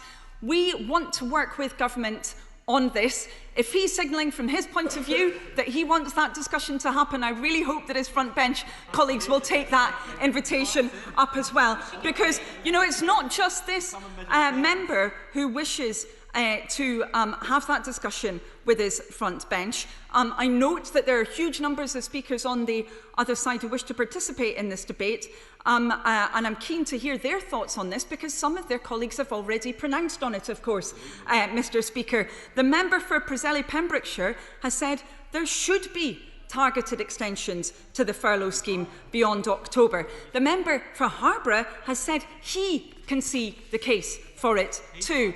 How many more members on the benches opposite are worried privately about the impact on their constituents of this Chancellor pushing stubbornly ahead with his plan to take support away from everyone all at once? I'll take one final intervention. I'm really grateful to my humble friend giving way. I recall the Chancellor saying he would do whatever it takes. And when you look at the hospitality and tourism sector, a quarter of jobs in my constituency, they are now entering their third winter in a row, as they put it. Shouldn't targeted support be put towards that sector too? Yeah. Thank you, Mr. Speaker. I'm very grateful to my honourable friend who, of course, has been such a champion for those jobs in York and indeed across the country. And I would say back to her exactly what businesses in tourism have been saying to me right across the UK when I've spoken to them. They don't want a handout. They just want a fair chance. If they end up having to close their businesses, if they end up having to lay off staff, it will take a very long time to build those businesses back up again. The government should be listening to them. And they should be listening, indeed, as I said, to those members on the government benches who are concerned about this withdrawal. More than 500,000 at-risk jobs belong to people living in the constituencies of the Chancellor's newest colleagues on the benches opposite. Over 18,000 in Burton, more than 20,000 in Watford, in excess of 21,000 in Milton Keynes North. But so far, the Chancellor isn't listening. Of course, he hasn't come here today to hear what members have to say about the very real fears of their constituents. We haven't heard him in this House since the summer recess, despite the fact our country is in the grips of a jobs crisis. Mr. Speaker, the Labour Party, trade unions, think tanks, business, even his own backbenchers can all see that what this government's doing will make our jobs crisis worse and lead to untold misery for millions of people, as well as reducing our economic capacity for the future. We're all sounding the alarm. The question is, what will it take for this government to listen? Can I now call upon Stephen Bartley, the Chief Secretary, to reply? The question is, as on the order paper. Thank you, Mr. Speaker. I beg to move the amendment in the Prime Minister's name on the order paper. The House needs no reminding of the scale of the economic challenge facing our country. Recent GDP figures confirm that we have entered an acute recession on a speed and scale we've never seen before. An economic crisis on this scale means, whatever the government does, that jobs will be lost, businesses will close, and as the Chancellor said last month, hard times are here. So we should not underestimate the challenge ahead, but neither should we underestimate the government's resolve or that of the British people. From the outset of this pandemic, the government has acted decisively to protect people's livelihoods with one of the most generous and comprehensive packages of support anywhere in the world. We are doing everything we can to recover our economy, support businesses, and give everyone the opportunity of good and secure work. Our economic response is moving through a careful, coordinated plan in 3 phases. Firstly, the immediate response, starting with the budget in March. Secondly, the specific plan for jobs, announced in July, protecting, creating and supporting jobs. And thirdly, to rebuild, on which we will say more in the autumn budget and at the comprehensive spending review. Just a minute. And let me take this opportunity to thank the many people, businesses and other organisations, including members from across all sides of the House, who have brought forward ideas and suggestions to help us shape that plan. Of course, I give way. Thank the Minister for giving way and put on record thanks for all the government has done for the schemes that have helped many of my constituents. But one of the things to make this work needs the cooperation and the help of the banks. So can I ask the Minister if the Minister be able to give consideration to extending freezes on cards and loans in order for businesses, especially those in the retail and the hospitality sectors. Discussions with the banks and the credit card companies are critical to help those companies get over the line and extend the period they need to help recover. Well, as the Honourable Gentleman will know, my Honourable friend, the Economic Secretary of the Treasury, has very regular discussions with the financial institutions, and I know he will have heard the concerns that the Honourable Gentleman has set out and will be happy to take those forward in terms of how those banks respond. But we've seen with some of the other measures that the government has taken, the recognition, whether it's on mortgage holidays, for example, that there has been a response to concerns that we have experienced through our constituents. I'll take one more and then I'll make some progress. Very grateful to the Chief Secretary for giving way. Haribo in Pontefract have announced they're consulting on over 200 redundancies and also proposing to move some of their production back to Germany. This is devastating for the hard-working workforce.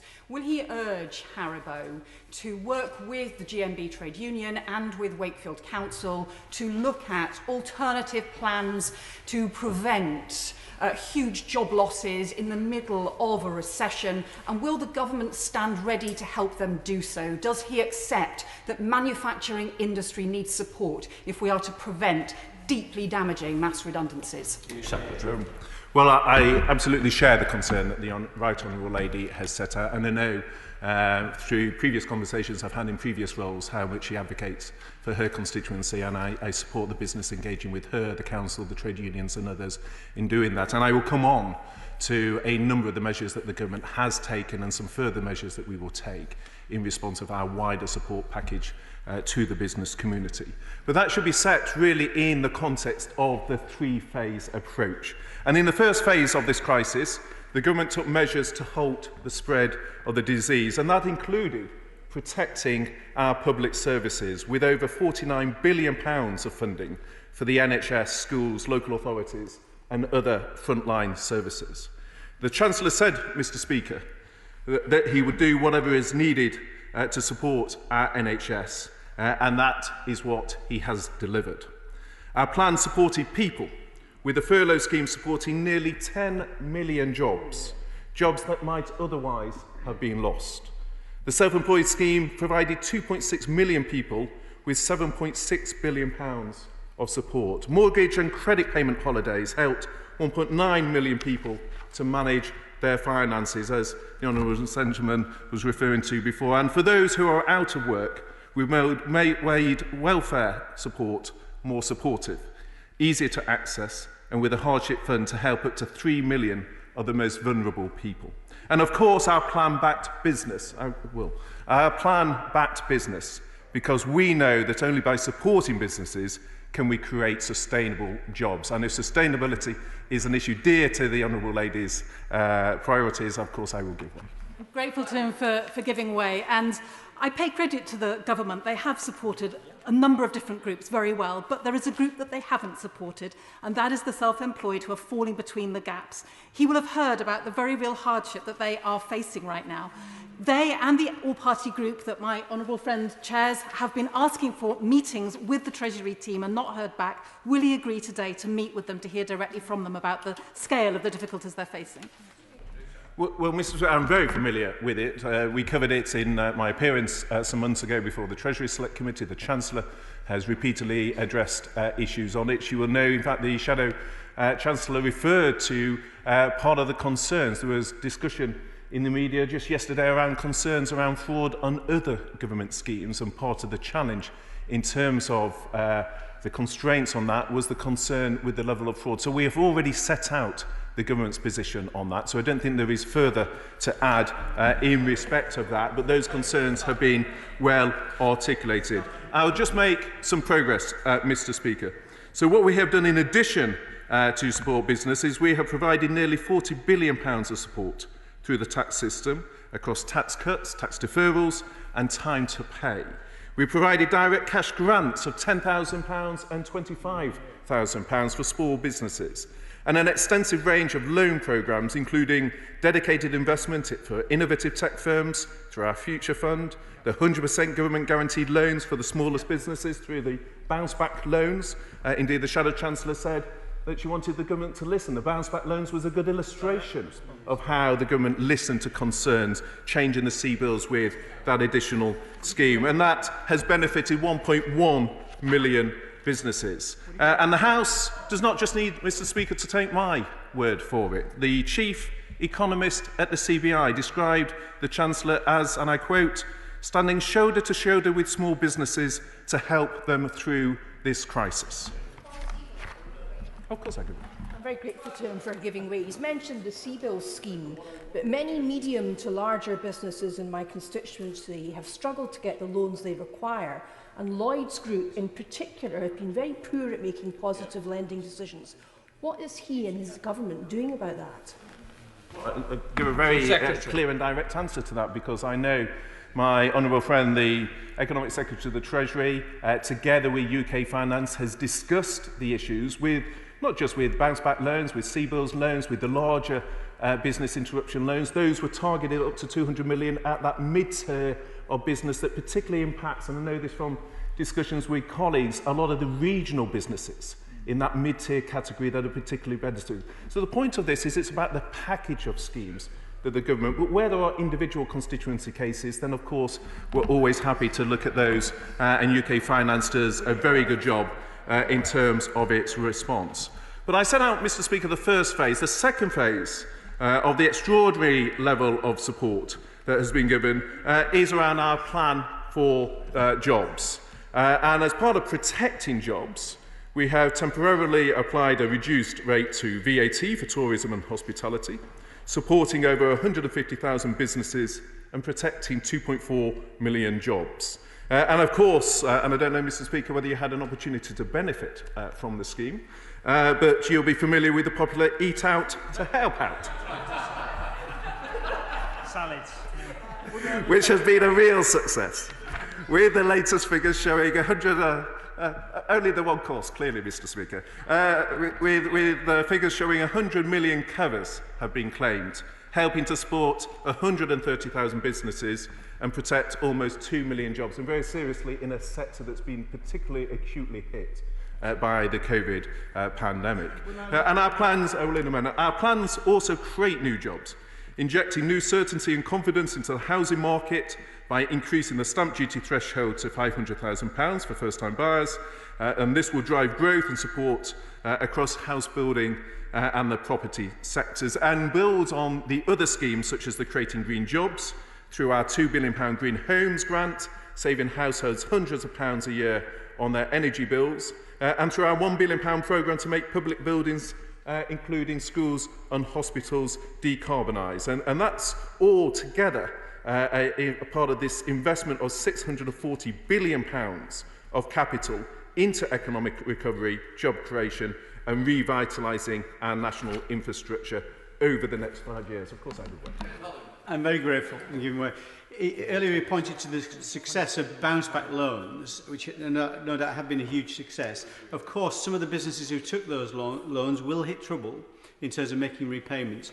Will he support a programme of best practice across the banking sector to make sure those businesses have every chance of getting through this, perhaps with different payment plans? Well, my honourable friend raises an important point, and I know from other parliamentary campaigns he has been closely involved in how much he values best practice within the financial services sector. And as a former financial services minister, I share that objective, and that's why I'm so grateful to the work that my honourable friend has been doing around ensuring best practice is followed to address the specific issue that he brings before the House. But of course the best thing, Mr. Speaker, for businesses and to enable those businesses that have required loans to pay that back is to get the economy as a whole motoring. And that is why we are redoubling our efforts to get on with that now, and it is why the Prime Minister announced £5 billion of capital investments will be brought forward as part of giving that boost to businesses so that they can indeed meet the requirements of those loans as they arise. So our plan supports jobs, it creates jobs, it protects jobs, and that supporting of jobs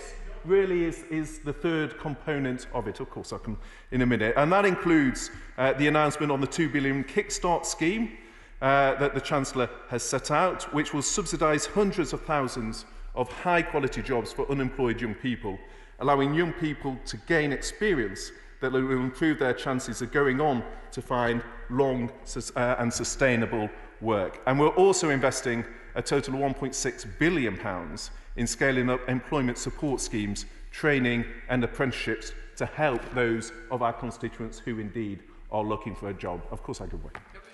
Thank you, Mr Speaker. I'm grateful to the Chief Secretary for giving way. You'll be aware that companies like British Airways have used the furlough scheme to facilitate mass redundancy programmes for their staff, and in fact they've also implemented a firing and rehiring of their remaining 30,000 staff, often rehiring them on massively reduced wages. Does he think that's fair? Well, with exquisite timing, Mr Speaker, was just turning to the point he raises in terms of their use of furlough and the point that the Shadow Chancellor and others raised in terms of whether the furlough scheme should be extended. And I wanted to address head-on the concerns I've heard about that decision. Well, I'll give way, but I was just going to come on to answer the question. But the Chief Secretary is very gracious. This is possibly not the intervention he expects.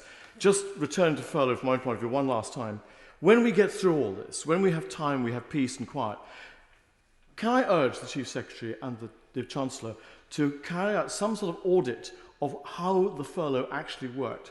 Because there have been newspaper stories of inappropriate furloughing of employees. And I think for any government of any colour, we need to get to the bottom of that when we have time to do so. Chief Secretary. Well, I'm grateful, Mr Speaker, having been Brexit Secretary over the previous year and Chief Secretary during the economic challenge we have, that he recognises we will come through this, as the Chancellor has set out, and we will come to a time where we can, I think, have that sort of look that he refers to in terms of how the schemes are there. But what he has done, as I referred to earlier, is protect so many jobs, up to 10 million jobs. But the question then raised by the Shadow Chancellor was the duration of that. And I understand those concerns. It has been one of the most difficult decisions the government has taken, but this is the right one. And I would remind the House of the extent of the support that we have offered. Firstly, the furlough is over 8 months already. It is one of the most generous schemes in the world, and we have been contributing at a higher rate of people's wages than in Spain. We are supporting a wider range of businesses than in New Zealand, and our scheme will run for twice as long as in Denmark. And I would also remind the House that our support for furloughed employees doesn't end in October. That was the suggestion in some of the interventions today, Mr Speaker. But the Chancellor's summer statement announced the new job retention bonus, which will pay employers £1,000 for every employee still in post by the end of January. For an average employee, that is a subsidy worth 20% of their salary, nearly double the amount of subsidy that a cut in employer national insurance would have provided, which I know some people have been calling for prior to the announcement from the Chancellor of the bonus. And I further remind the House that most people on furlough are employed by very small businesses, where £1,000 is a significant and welcome boost. But while we will continue to support furloughed employees through the job retention bonus, it is right that the main scheme itself comes to an end. We need to focus now on providing people with new opportunities rather than offering false hope that they'll always be able to return to the same job they had before. And it's in no one's long-term interest for the scheme to continue, least of all those trapped in a job that only exists because of the furlough scheme. For those calling for a new targeted or sector-based furlough, I would simply pose 3 questions that I have still not heard answered satisfactorily today. First, which sectors would you not provide support for? Secondly, what would you do about the supply chains of those sectors on furlough, which can reach across the whole economy? And third, most observers have accepted the furlough cannot last forever, so how long would you extend the furlough for? Without being able to answer those questions, any proposal for a sector-specific furlough cannot be seen as a serious proposal, but perhaps we have an answer to the three questions coming. I'll happily take the intervention. The Chief Secretary has been very generous, and I thank him for that. I don't have the answer. He'll be disappointed to hear. However, what I would ask him is this very simple point, that Germany, he will appreciate, have a much more advantageous scheme, which lasts up until 2022. It's been described by industry bodies in the automotive sector and elsewhere as giving them a competitive advantage. Does he agree with that? Well, the point I'd say is the German scheme sits within a very different landscape. It's not actually administered by the government. It's a very long-standing scheme. It's not been set up as a response to COVID specifically. And it needs to be seen, and I just gave some illustrations as where the UK measures on furlough stand internationally. It needs to be seen also as part of the wider package of support that the government has set out, on which again the UK package as a whole stands comprehensively as one of the best international schemes on offer. Given time, and I'm conscious there's a lot of speakers wanting to speak in the debate, it's also important that we note that providing such a comprehensive and decisive economic response has, in common with every advanced economy in the world, dramatically increased public borrowing and debt. Now, in the short run, that has been the right strategy so that we can protect jobs and incomes, support businesses and drive the recovery. Indeed, the OBR have said that if we hadn't provided this financial support, the situation would have been far worse. But over the medium term, it is clearly not sustainable to continue borrowing at these levels. Yes, clearly interest rates right now are at historic lows, which means our cost of borrowing is cheap. But with the government debt exceeding the size of the UK economy for the first time in more than 50 years, even small changes in interest rates would have a very big impact on our public finances. Thankfully, we are in a strong fiscal position coming into this crisis, which allowed us to act quickly to support jobs and businesses. But having seen two supposedly once-in-a-generation economic events in just 10 years, we're reminded once again that we cannot know what is around the corner. We will need to return to a position of strong and sustainable public finances. Mr. Speaker, let me make one further point this afternoon. While we have made great strides in tackling coronavirus, it may continue to be necessary to take targeted local action to keep the virus under control. We know the impact these local measures have on people and businesses. Since the 1st of September, we have been trialling support for individuals in Blackburn with Darwin, Pendle and Oldham. Eligible individuals who test positive with the virus will receive £130 for their 10-day period of self-isolation, with higher payments of up to £182 for members of the household or other contacts who need to self-isolate. Today, I can announce further new measures to support businesses. The government will provide direct cash grants to businesses that have been ordered to close. Closed businesses with a rateable value of £51,000 or less will receive a cash grant of £1,000 for each 3-week period they are closed. For closed businesses with a rateable value higher than £51,000, the grants will be £1,500. The grants will cover each additional 3-week period. So if a small business is closed for 6 weeks, it will receive £2,000. This new support will give closed businesses a lifeline through the difficult but temporary experience of lockdown. An important next step in our economic plan to protect jobs and businesses against coronavirus. And I'm grateful for everything my right honourable friend, the Secretary of State for Business, has done to develop this scheme, and he will bring forward further details shortly. Mr. Speaker, let me close with one final observation. In the first phase of our economic response to coronavirus, we supported people, businesses and public services with support totalling £190 billion. In the second phase, our plan for jobs is protecting, supporting and creating jobs. And as we enter the third phase, our economic policy will be driven not just by responding to the immediate crisis, but also by ensuring that we level up spread opportunity, tackle climate change, and make sure our response to the pandemic is not just about recovery, but renewal. I commend, Mr. Speaker, the amendment to the House. The original question was as on the order paper, since when the amendment has been proposed as on the order paper. The question is, did the original words stand part of the question? We now come to SNP spokesperson Alison Thewlis. Thank you, Mr. Speaker. Mr. Speaker, people across these islands are going through the most difficult of times. In the past 6 months, people have lost loved ones. They've not been able to have the human contact we all need. They've struggled to keep themselves and their families going. Communities have pulled together admirably to help their neighbours. But businesses of all sizes have found it difficult, and an estimated 730,000 jobs have been lost so far. Ending the employment support schemes prematurely could cost 3 million jobs. The SNP fully support the motion being moved by the Labour Party today. On the 17th of March, the Chancellor made a promise in this House. He said he would do whatever it takes to support our economy through this crisis, and if the situation changed, he would not hesitate to take further action. Madam Deputy Speaker, on these benches, we welcome the Coronavirus Job Retention Scheme and the Self-Employment Support Scheme. The economics to create such schemes rest in the hands of the UK Government. This has nothing to do with the strength of the Union, it is merely a reflection of where these economic powers lie.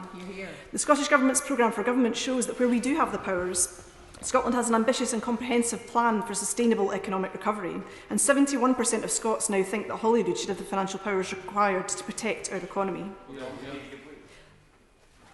The Honourable Lady for giving way, because she did mention the SNP's programme for government. Does she therefore agree with an SNP Scottish Government advisor who said that the programme for government announced by Nicola Sturgeon lacks ambition for business and economic recovery in Scotland? I think what he ignores is that the Scottish Government do not have the full range of powers that we need to protect our economy, that only independence will give us, and he knows that that is the case. Madam Deputy Speaker, this is no ordinary economic downturn. The UK Government, on clear and urgent public health grounds, instructed and required many profitable, productive and sustainable firms to close. In sectors such as hospitality, events, tourism, aviation, culture and the arts, these limitations will remain for the foreseeable future. I will, of course. One of the things that hasn't been considered yet in this debate, Madam Deputy Speaker, is the issue of the proposals of a possible 4-day working week. Could I ask the Honourable Lady, is it something that she feels that may enable the economy to retain their position and get beyond the dark spots of January and February and March of next year? I think he makes a very good and well-considered point, and I think there are lots of opportunities that the Government hasn't considered of how we might manage to spread the limited and reducing jobs that we have around in order to keep people in employment.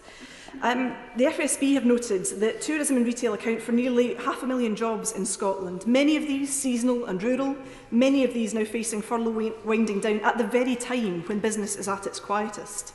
As we see in local lockdowns like those in Leicester, Aberdeen and Greater Manchester, there's an urgent need to put in place more flexible and enduring support, exactly the type of further action the Chancellor promised he would take. And to take Aberdeen as an example, Aberdeen only managed to raise £232,000 via the Eat Out to Help Out scheme because of the local lockdown imposed in hospitality in Aberdeen. That compares to over £1 million in Glasgow and in Edinburgh each. So there is a need to look at the schemes that are in place and say, are they flexible enough when local lockdown happens? A further spike in further local restrictions seem absolutely inevitable too, so ending support now is incredibly short-sighted. Until the public health grounds for closure are removed, we on these benches believe that the UK Government has a clear responsibility to assist and support wherever it can.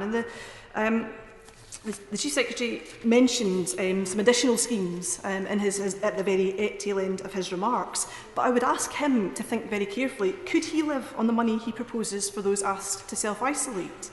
Could he, if he ran a business, survive to pay wages and for stock and for rent and all the bills on the grants that he announced? He probably couldn't, and many businesses can't, and they will fold as a result without the support.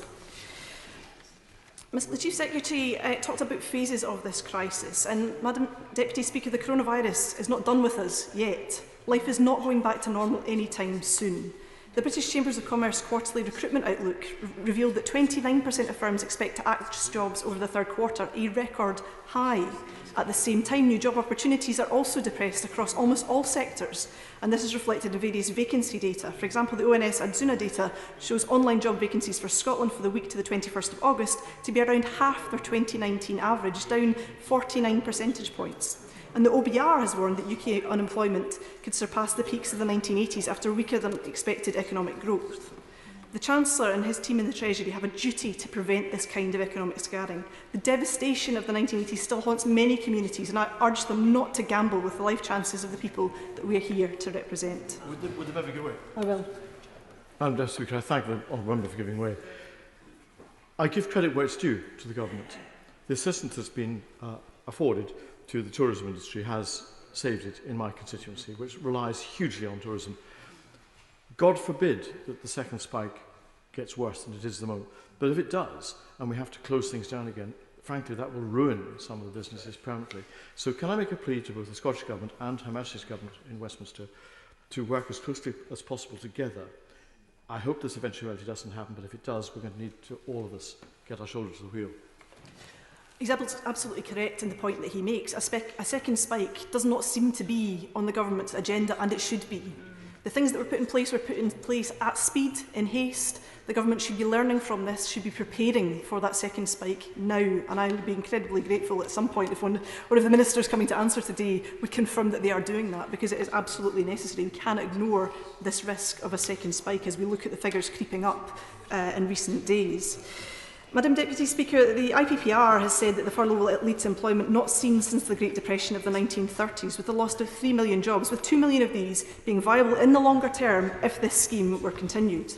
The furlough scheme should be continued for at least 2 years, or as long as we need it. Perhaps we will not need it for 2 years. That would be a good eventuality, as is being done in Germany and France. Independent Ireland is keeping their scheme going for a year, and no employee or employer should be forced to decide between their health and their income. The self-employment support scheme should also have been continued. In addition, as a basic temporary income scheme should have been introduced to protect anyone falling through the gaps in support. There is still time for the Treasury to step in and make this commitment, because the lack of parity between those and the different schemes is completely unjustifiable. I remain deeply disappointed that the recommendations of the Treasury Select Committee to address the gaps in support has not been taken up by the Treasury. The excluded UK group of at least 3 million people who have been denied any UK government support, including those who are newly self-employed, freelancers, limited company directors, those in short-term PAYE contracts, and many others, are still being ignored by the Chancellor, despite having presented the Treasury with viable solutions. The situation facing women requiring maternity leave has also been incredibly stressful and unfair, with many finding themselves ineligible, some forced to take maternity leave early, and are now struggling to get the childcare they need to even attempt to go back to work. It's hugely disappointing to hear the UK Government have rejected the very reasonable request by the 226,000 maternity petitioners to extend maternity leave for 3 months, and I hope that the Government will reconsider this. And I'm led to wonder, Madam Deputy Speaker, that if there were more women in the UK Government benches, perhaps different decisions would be made. When we see Jim Harra, head of the HMRC, admit this week that £3.5 billion of furlough cash has been lost in fraudulent claims or in error, it's even more galling to those who have no support whatsoever. And I would reflect also that there have been errors in my own constituency on HMRC's part, and their inflexibility and lack of ability to deal with MP requests on this has been also hugely frustrating for those whose businesses are on the brink. The take-up of the coronavirus job retention scheme has been significant, as has been said, with 9.6 million workers furloughed by 1.2 million employers since March. These employers have made £34.7 billion of furlough claims by the 9th of August, and the scheme will cost the UK Government an estimated £80 billion in total. But we should not forget, Madam Deputy Speaker, that this cost is an investment in people and in public health, and the cost of not acting would be far greater. What's very interesting to me is the figures published by the Treasury demonstrating the sectoral impact of the furlough. This includes only 2% of employees in public administration and defence and 7% of employees in finance and insurance being placed in furlough, compared to 77% in accommodation and food services, some 1,693,600 employees, and 70% of those working in arts, entertainment, recreation and other services, amounting to 474,300 employees across the UK. This, of course, reflects the very different nature of those jobs and those sectors, and whether it's been possible for people to work from home. And those sectors where furlough take-up has been high are not suddenly going to be able to return to pre-COVID business. And there's a real argument for sectoral extensions if the government won't consider it a wholesale extension. And these businesses and organisations' abilities to generate income will continue to be hampered for the need of public health restrictions. And for example, how would a national arts company or a full-scale production be able to get things up and going to put on a theatre performance? How would that theatre be able to turn a profit at 40% capacity? And the restaurant next door, Madam Deputy Speaker, where theatre goers might usually have gone for a pre-theatre meal, and the pub afterwards, where nobody's allowed to stand at the bar and won't have outdoor seating in the depths of a Scottish winter or even a Scottish autumn. How does the Chancellor expect such firms to bear the cost of staffing and rent and other outgoings when they will not see a corresponding increase in income? The short answer, Madam Deputy Speaker, is that those costs cannot be borne. The CBI's head, Dame Carolyn Fairbairn, is warning that it is too soon to pull business support away at the end of October. And the Fraser of Allender Scottish Business Monitor for Q2 2020 reported that 55% of businesses that have made use of the job retention scheme expect to decrease their staffing numbers when this scheme is phased out. On that point? Absolutely. I'm very grateful, thank you, Madam Deputy Speaker, I'm very grateful to my honourable friend for giving way. And on the point she makes, she'll have heard me raise the point of companies with the Chief Secretary abusing the furlough scheme by using it to pay for mass redundancies. And British Airways, etc., are not alone. Centrica and others have followed suit. But he failed to answer the question on the firing and rehiring of staff at massively reduced wages. Does she think it's fair? It absolutely is not fair, and the scheme is being abused by businesses, and it should not be allowed to happen. And I would commend to the government my honourable friend's bill on fire and rehire. And if they were to do anything at all to help, they would take on the recommendations of my honourable friend's bill, because it would make a huge difference to people. People should not be expected to go and do the same job on vastly reduced terms and conditions under pain of losing their job altogether. It's exploitation, pure and simple, and the government should not be accepting it. The Chief Secretary talked about new opportunities for those in industries that perhaps couldn't continue, but this fails to recognise that the reality is that there may not be enough jobs for those laid off to go into, and that those jobs may not be at the current wage levels of the jobs that they're in just now. The cost will be met here by the UK Government in one way or another, in employment benefits, if not in extending furlough. And the end of furlough, of course, also coincides with the end of the period whereby people have been granted bill payment holidays. And the Standard Life Foundation report emerging from lockdown highlights of the 3.7 million households across the UK granted a bill payment holiday, over 6 in 10 are already facing financial difficulties and will struggle to repay their debts when these arrangements end. For many, these payment holidays will cease on the 31st of October 2020, the same date the government's job retention schemes end, leaving many facing job losses and crippling financial strain. This effect could be absolutely devastating, Madam Deputy Speaker. People laid off because their employers can't afford to keep them on, debt mounting, among people already finding life very, very difficult. And the drop of income if they move on to universal credit, if indeed they are eligible for universal credit, which many people are not, will push many families over the brink. I fear the UK Government is not looking at the bigger picture in the choices that they are making. And with very brief reference to the Kickstart scheme, this is not something also that is not available easily to small employers, which could have a disproportionate impact on the rural economy, where there's not enough employers really even to club together to try and make that minimum 30 employees. I would also return to a theme that I've spoken about before, about the risk of exploitation of young workers. This is not being paid a real living wage that people can actually live on. Nobody in this House would want to live on the wages that young people are being expected to work on in this country. And I would ask him to reconsider that and pay a real living wage to the young people on this, because they deserve nothing less than that. I would also raise caution about it being related to universal credit, because, as I said, many people are not able to access universal credit in the first place. So if the scheme only runs through that, many young people who might otherwise benefit from the scheme, such as it is, would also not be eligible. Madam Deputy Speaker, where the Scottish Government has had the power, it has acted. The Scottish Government has spent £4 billion on COVID, and for business support over £2.3 billion, above the Barnett consequentials allocated to us. And the Scottish Government published its response to the advisory group on the economic recovery's recommendations on the 5th of August, acting in such ways as protecting jobs by developing and delivering sector-led recovery plans, working with industry leadership groups, trade unions and others, starting with the construction sector, which is coming back from its furlough period, supporting jobs through the COVID-19 Transition Training Fund, looking at the measures in the programme for government, supporting a national mission to create new jobs, good jobs and green jobs, which includes investing £60 million to support up to 20,000 people, young people into jobs. The £100 million Green Jobs Fund, investment in decarbonisation, the Unlocking Ambition programme and using the National Performance Framework to promote equality and respect and protect and fulfil human rights. The Scottish Government have already made an extra £330 million of funding available this financial year specifically to support Scotland's economic recovery. And this includes £230 million of economic recovery stimulus to invest in capital projects that will stimulate the economy, and a £100 million package of focused funding on protecting jobs and supporting those who have made redundant or whose jobs are at risk. Madam Deputy Speaker, I would dearly love the Scottish Government to do more given the scale of this crisis, but the Scottish Government's hands are tied. The Fraser of Allender is clear. The Scottish Government can borrow up to £450 million per annum for capital investment on a cap of £3 billion. On resource spending, they can borrow up to £600 million per annum at a cap of £1.75 billion, but only for forecast error and cash management. They cannot borrow to fund discretionary resource spending, and this is absolutely the crucial point here. We urgently need more financial powers in Scotland. If the UK Government will not act on the things that we have asked them to act on, they should not stand in Scotland's way. We have a desire to support our people and our businesses. Powers must be devolved to let the Scottish Government get on with the job. Madam Deputy Speaker, all of this stands in the context of the looming threat of a no-deal, chaotic and damaging Brexit. The UK Government gleefully breaking international agreements they themselves signed up to, and the outrageous proposals today at Clause 46 of the Tory Internal Market Bill.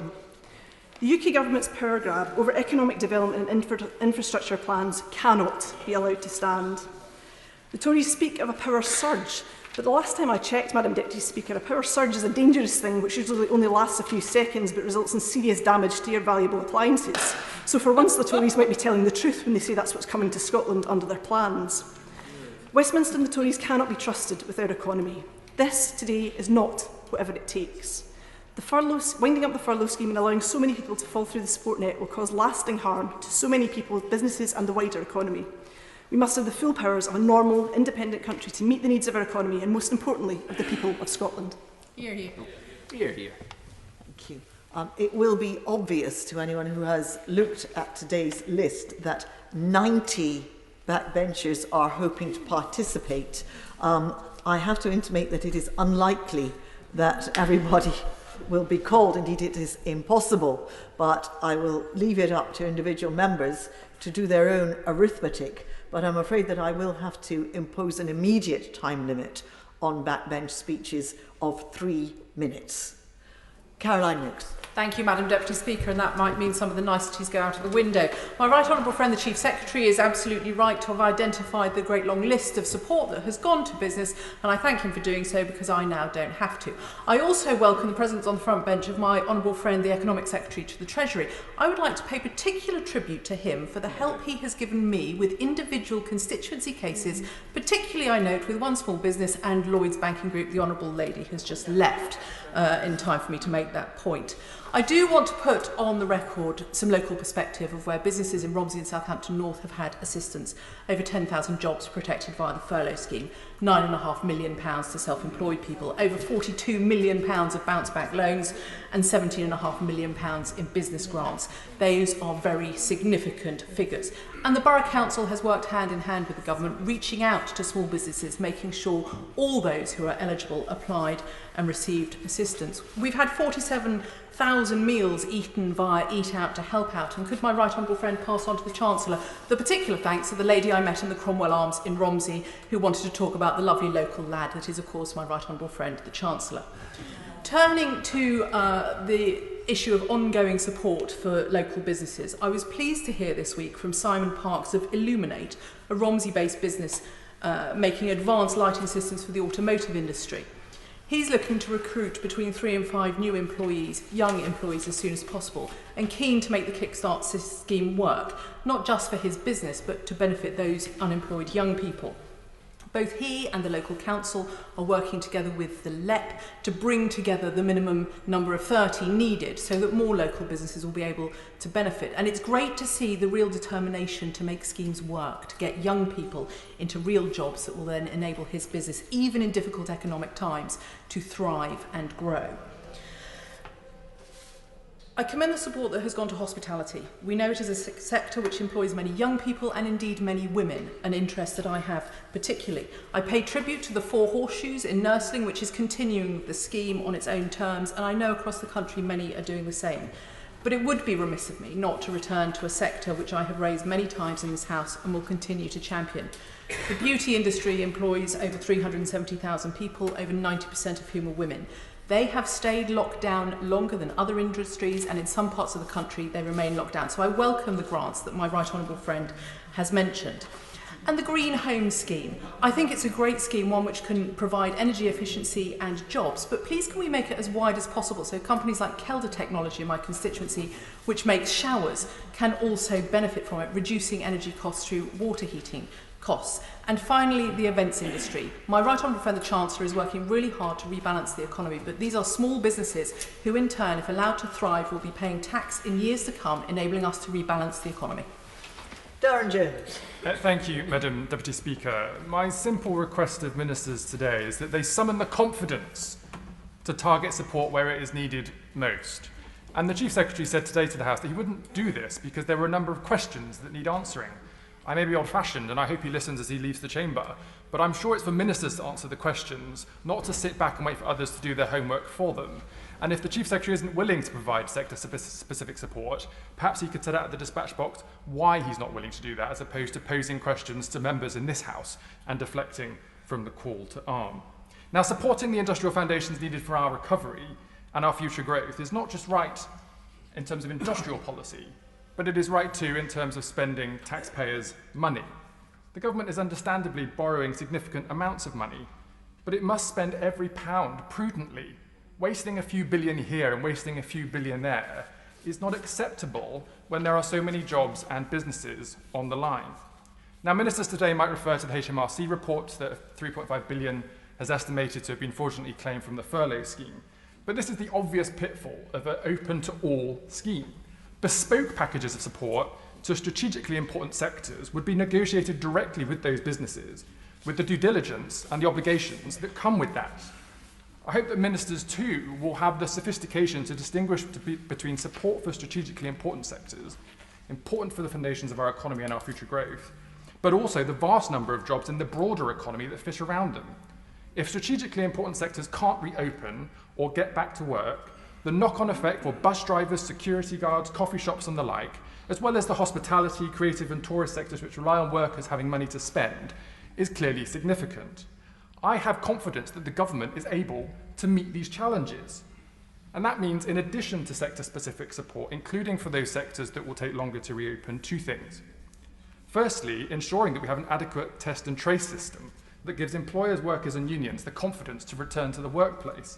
This is not working, and getting it right is crucial in retaining jobs in the economy. Secondly, we need the Chancellor to bring forward a fiscal investment in people, as well as a fiscal investment in infrastructure, with proper redundancy support services attached to skills and training opportunities in every part of the country. British businesses are up for that challenge, Madam Deputy Speaker, from bringing forward R&D projects and decarbonising to pulling together in the national interest.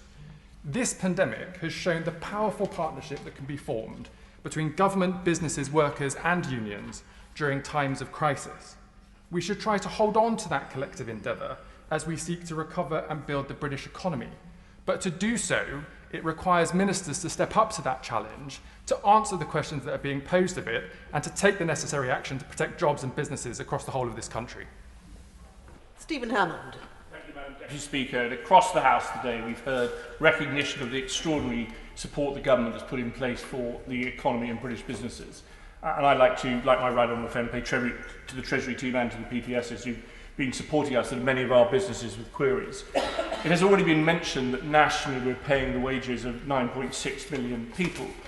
But of course, people find national statistics very difficult to relate to. So in Wimbledon, and particularly, I want to make the point that 12,100 people were furloughed, 4,200 people have benefited from the self-employed scheme, £76.8 million of bounce back, which has helped over 2,000 businesses, and CBILS schemes helping 99 businesses.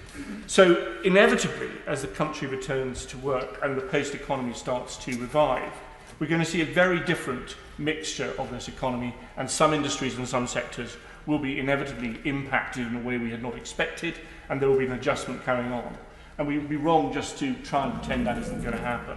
Therefore, surely a plan for jobs and a kickstart scheme is right rather than a continuation of the furlough scheme. And that plan for jobs must look at protecting jobs and looking at the creation of jobs. In terms of the protection of jobs, I spoke at the pre-recess debate about the arts sector, and I hope the announcement today from the Chief Secretary will extend to the arts sector. In terms of the plans for jobs, where we're looking to create jobs, I say it must be a mixture of skills programs to equip people coming into the workforce with skills for the future, and the future is the key here, both in the government's quite right announcement about the acceleration of capital investment and the 600 billion it's talking about in terms of future prosperity. The future is the key here, and certainly in terms of the infrastructure investment, I'd urge the Treasury Ministers to look at what is fibre investment and what is iron investment. We need more fibre and less iron in our investment. Finally, Madam Deputy Speaker, as we look to the future, it must be right in the short term that we concentrate our efforts on the growth programme. And that is entirely right in terms of the infrastructure. But however, as we look to the medium term, beyond the growth ideas that are coming out from many parts of this House, and I commend the One Nation Conservative Caucus Group paper, which surprisingly I edited and authored, along with many other colleagues. I commend that for some notable growth ideas. But it is also true that as we look to the medium term, we must put our economy and our finances on a sound basis. And I would urge the Treasury, as we look to the medium term, not to rule out any of the economic levers that we'll be looking to support the economy now to restoring sound finances in the future. Shabana Mahmood.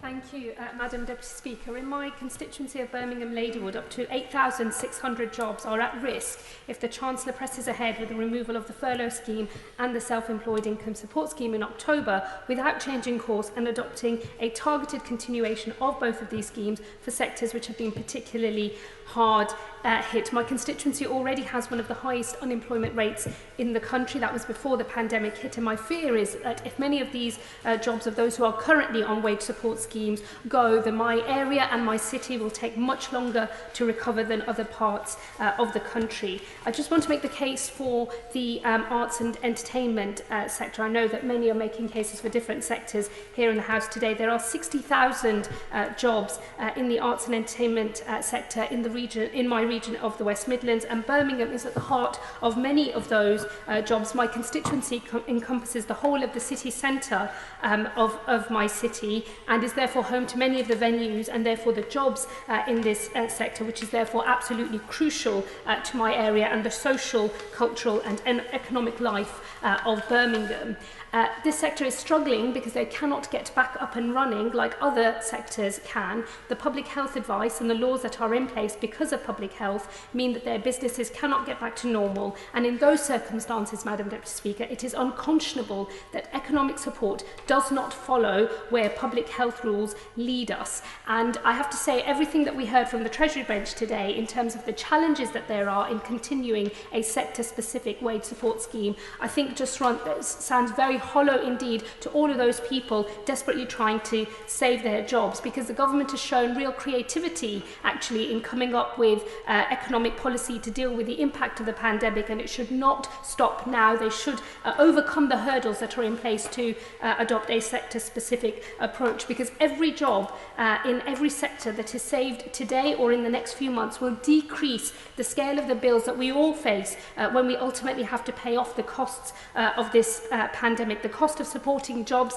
and sectors facing total collapse because those businesses are going to go to the wall will be cheaper than the cost of inaction. It will be much more expensive in the long run. So the government's current approach, I'm afraid to say, does not either make economic sense, but it also fails the test of fairness too. And in the short amount of time left to me, I just wish to make the case for Birmingham in particular, because we are due to host the Commonwealth Games in 2022. If the hard part of our arts and entertainment sector is ripped out from our city, then we will not be able to see the full benefits of what the Commonwealth Games could bring to the brilliant city of Birmingham. And I would urge the Treasury to take a region-specific approach and take into account factors such as international events, so that they can have the full benefit for all of our constituents that are envisaged when we win these bids in the first place.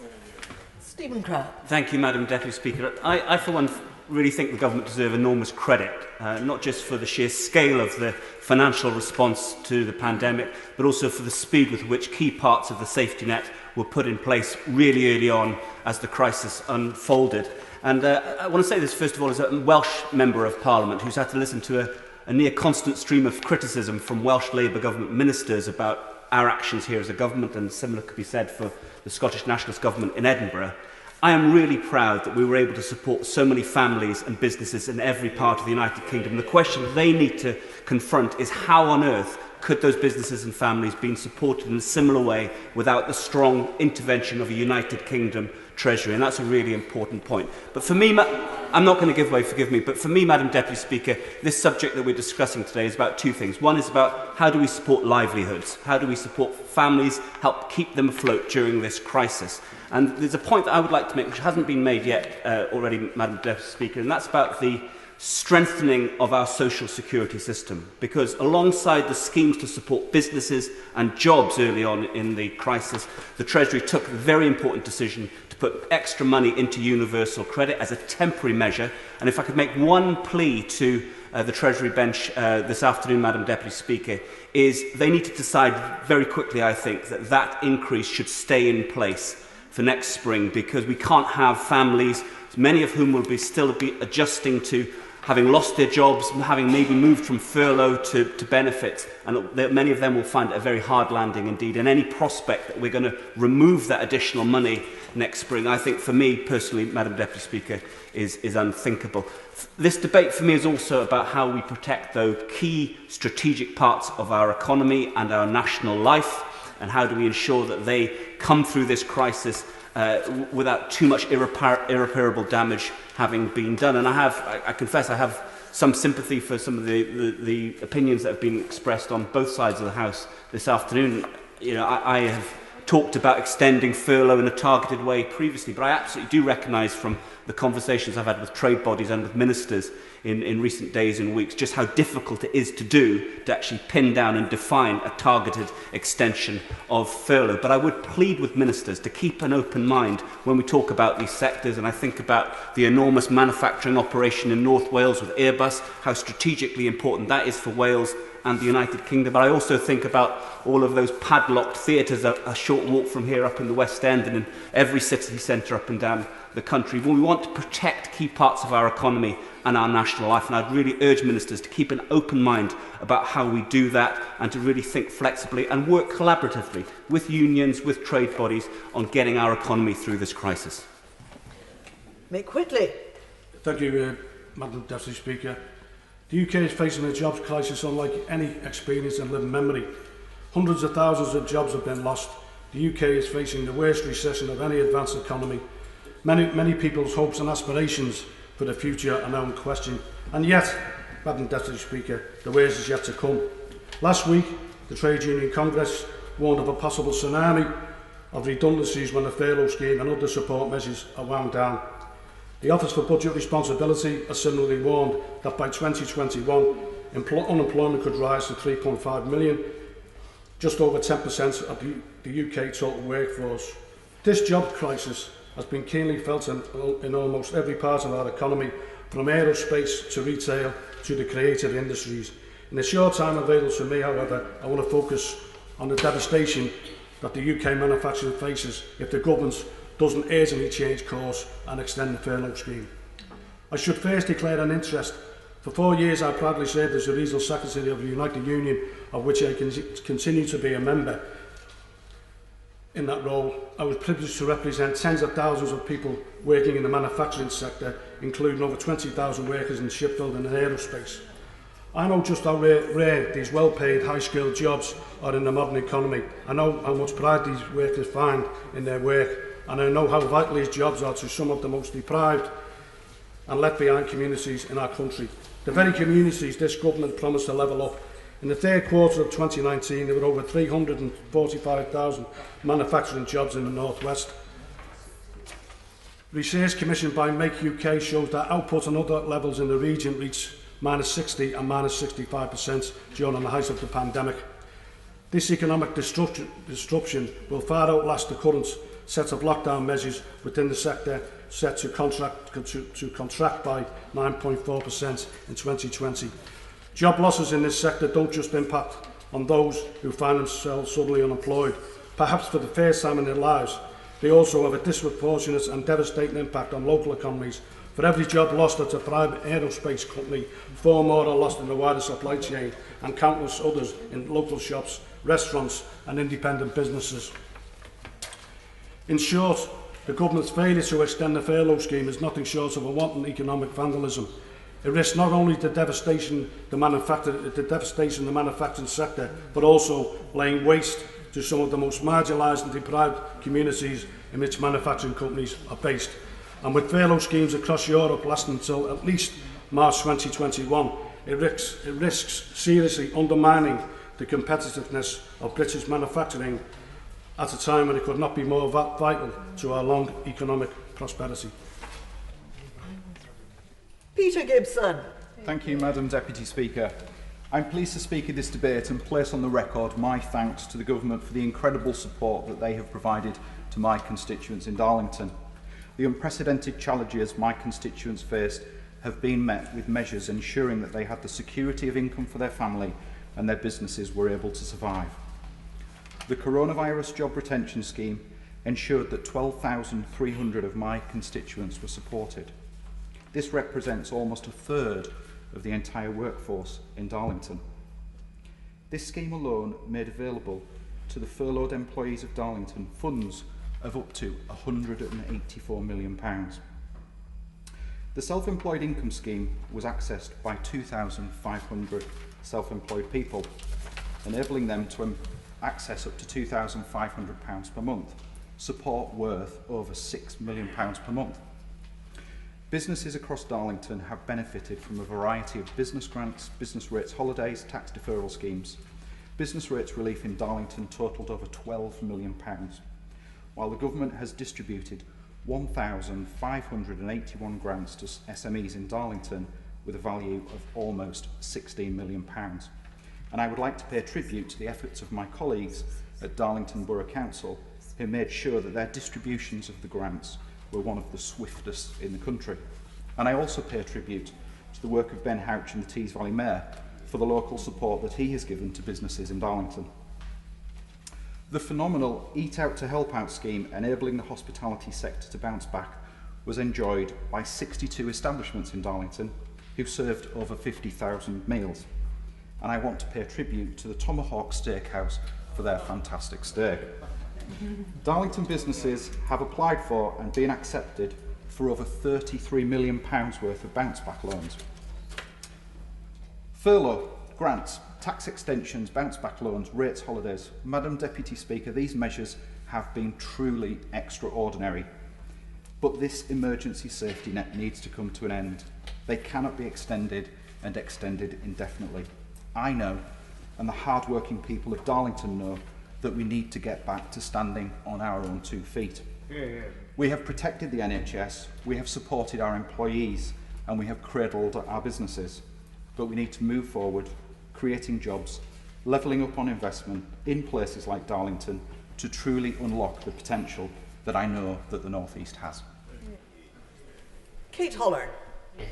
Thank you, Madam Deputy Speaker. I'm sure the whole House would like to join me in congratulating and sending best wishes to Jack Booth, who's a World War II veteran who celebrates his 100th birthday on Friday. Happy birthday, Jack. Madam Deputy Speaker, at the beginning of this week, parts of Blackburn were still under local lockdown.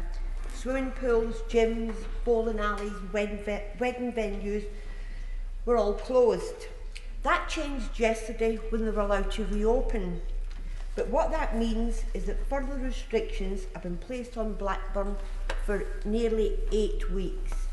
And the impact of the pandemic has taken its toll on local residents and businesses, and of course the council, which is predicting a 19.5 million deficit, despite the government saying they were to do whatever it takes.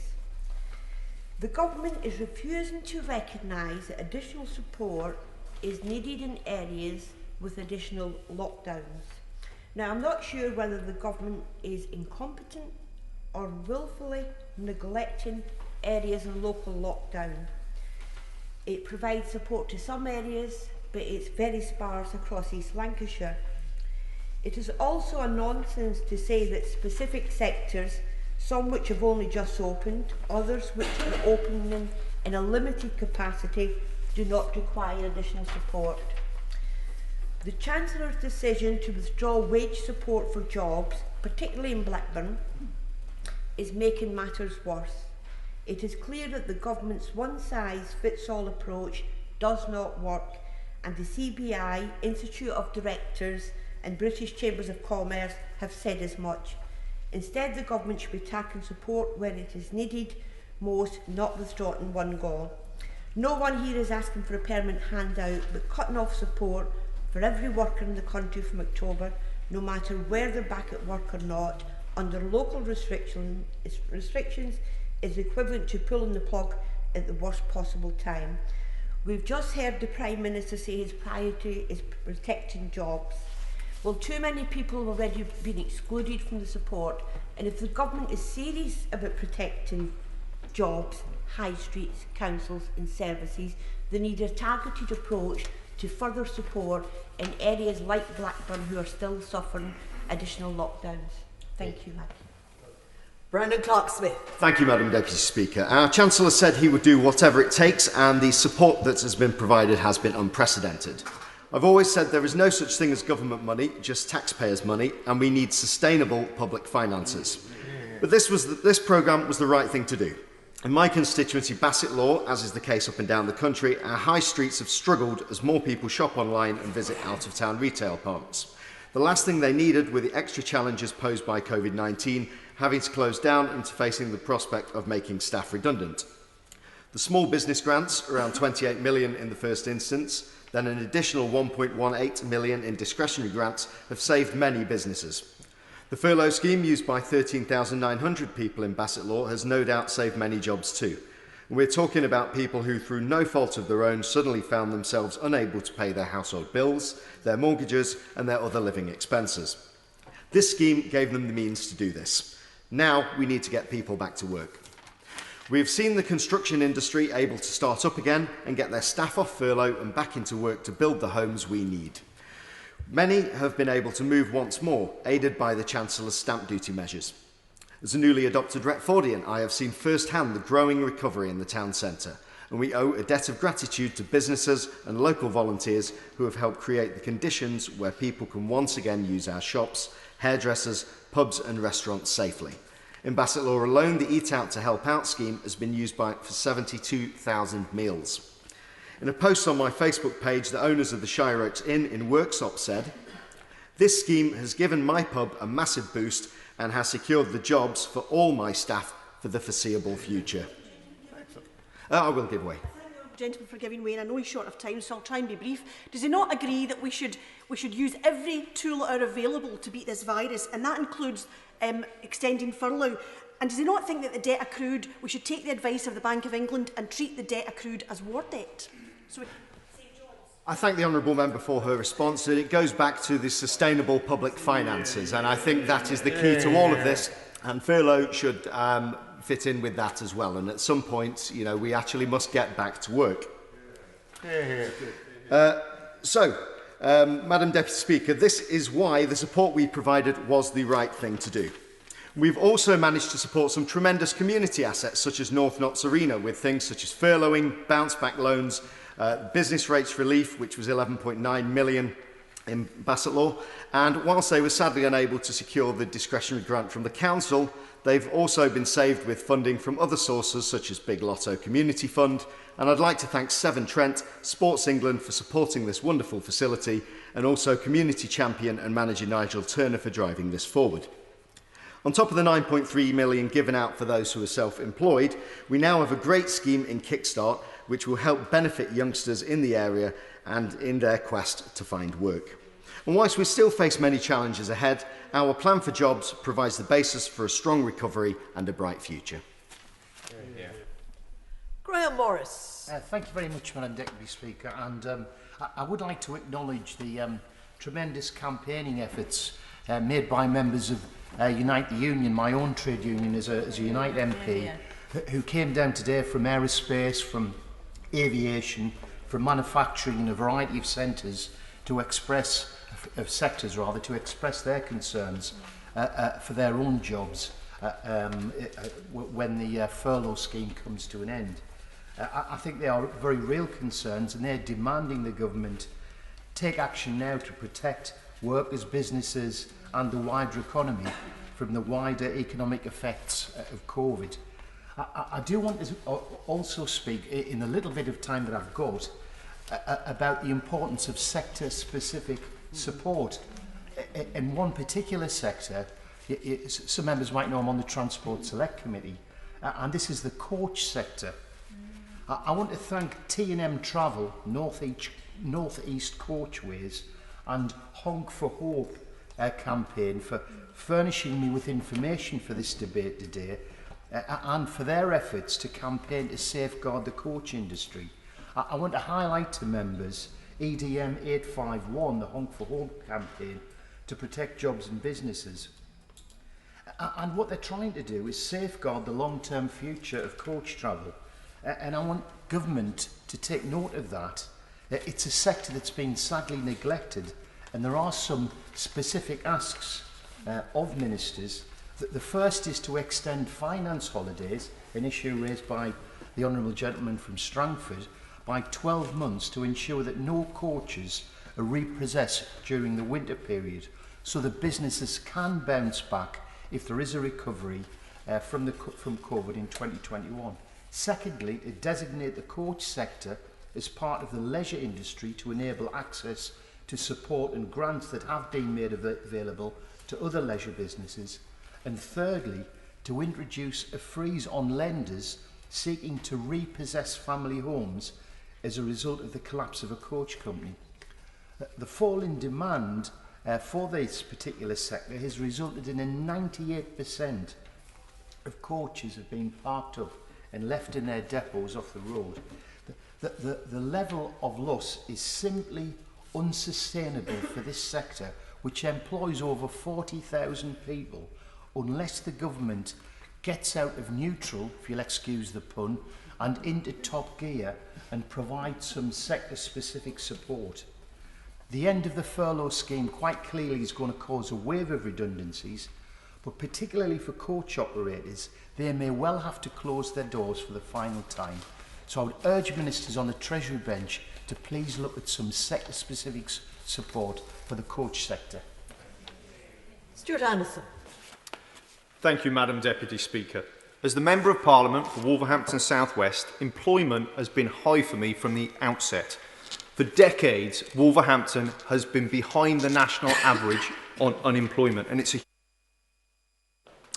economic opportunity for our great city was really championed when the Prime Minister said he was going to level up the country. In areas like St Peter's, Graiseley and the rest of Wolverhampton were given hope. Then COVID hit. The world as we knew it changed. In dark times, I was able to see a city come together in unity, regardless of party or beliefs or views, and do what was right for the city. Businesses repurposed or adjusted to serve the community, like the amazing Jim Goffs of Technol, to Grill It in Newbridge. Key workers went over and above in a time of crisis. As lockdown was eased, I was able to get out and see these businesses face to face, see what they were doing. And simply put, it was hard for them. Footfall is down and the future of business looks more challenging than ever before. Market traders of Wolverhampton trade on with steely determination in a difficult climate. Businesses like EcoWolf in Chapel Ash set up 1 year ago and have had to deal with COVID in their first year, but they trade on with a great product. And you've got Malik Butchers of Whit Marines have used this time to repurpose their business to provide some truly amazing halal street food. But without a doubt, business in Wolverhampton will be concerned about paying the bills and keeping their employees in jobs. But what has made a difference in this unprecedented time is the support the government has provided. From the job retention scheme to business grants, it has all made a huge difference to people. I've heard this from so many and it's been well received. It's been a lifeline and it's saved many jobs and businesses throughout our great city. However, this does have to end. It's never good to see someone lose a job or a business go under. This I know from experience, having gone through it. The sadness you feel when you make people redundant, the numbness you feel when you tell your family you can't put food on the table. Nobody wants this. But we've got to look forward. We must make sure we provide the best circumstances to safely get the economy moving forward and create sustainable public finance. We need to empower businesses to give them the opportunities to fulfill the visions that they had. And we must move forward supporting them as we are through Kickstarter schemes and other great opportunities. But we've got to move and support businesses moving forward, and we can't keep the furlough going forever and a day. Christine Jardine. Thank you very much, Madam Deputy Speaker. We stand in this country at a crossroads in our economy with profound implications for future generations. And that is why I support, and my party supports, the Labour Party in its call for an extension of the job retention scheme. But more, we would like to see it cover all sectors and incentivise flexibility and be guaranteed until at least June 2021. This is a scheme which the Liberal Democrats called for, campaigned for, and to give the government credit, has helped to stave off the worst economic impact of COVID-19. Almost 10 million jobs have been furloughed from March until June, and more than 6 million people still benefit. Yet it has massive flaws. Primarily, it doesn't help everyone. It has excluded more than 3 million people left without any financial support at all in this. But perhaps its biggest long-term flaw is that the current support scheme was intended as a bridge over the deepest chasm of this crisis, and it is one which so far offers us no destination. If the government has a strategy for the onward journey, this would be the time to tell us. Where will those nearly 7 million people be when the bridge comes to an end? At the moment, I fear the answer is high and dry. Extremely grateful to my honourable friend for giving way. I'm particularly concerned about tourism. In the lakes and the dales, we had a very busy August, which was welcome, but of course most businesses couldn't operate at anywhere near capacity, therefore they couldn't turn a profit after the 1.6 billion they'd lost in the first part of the year. So I wonder if she agrees with me that there needs to be a special package to support hospitality and tourism, especially through these winter months before the new season kicks in next year.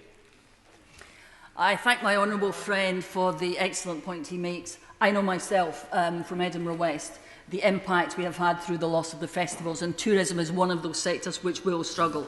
And my fear is that if this scheme is withdrawn, we will simply have spent billions to delay the pain for those sectors, nothing to lessen it long term, and nothing to prepare for what comes worse. Aviation, hospitality, the arts and tourism, all these sectors are struggling. And we not only need this scheme to continue, we need it to do more. We need it to invest not just in staving off the crisis, but in creating a new, stronger, greener economy.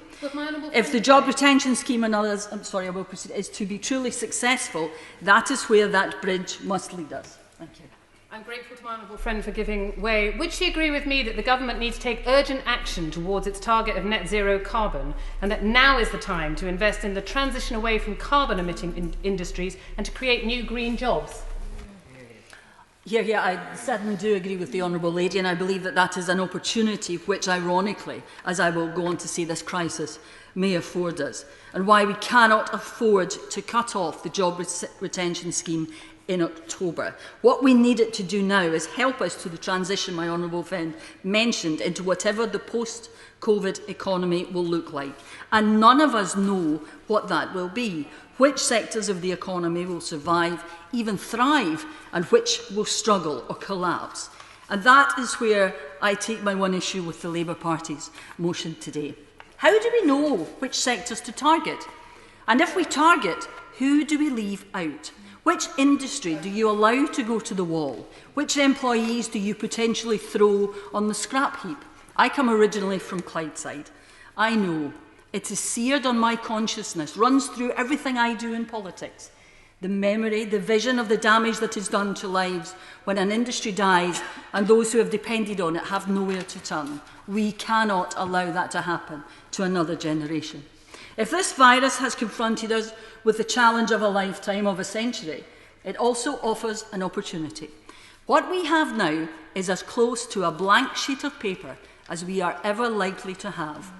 Use the job retention scheme, use the structure of support, develop it further, furlough people while we begin to transition and develop our future. Use it as the basis of that strategy from the government on which we are all waiting.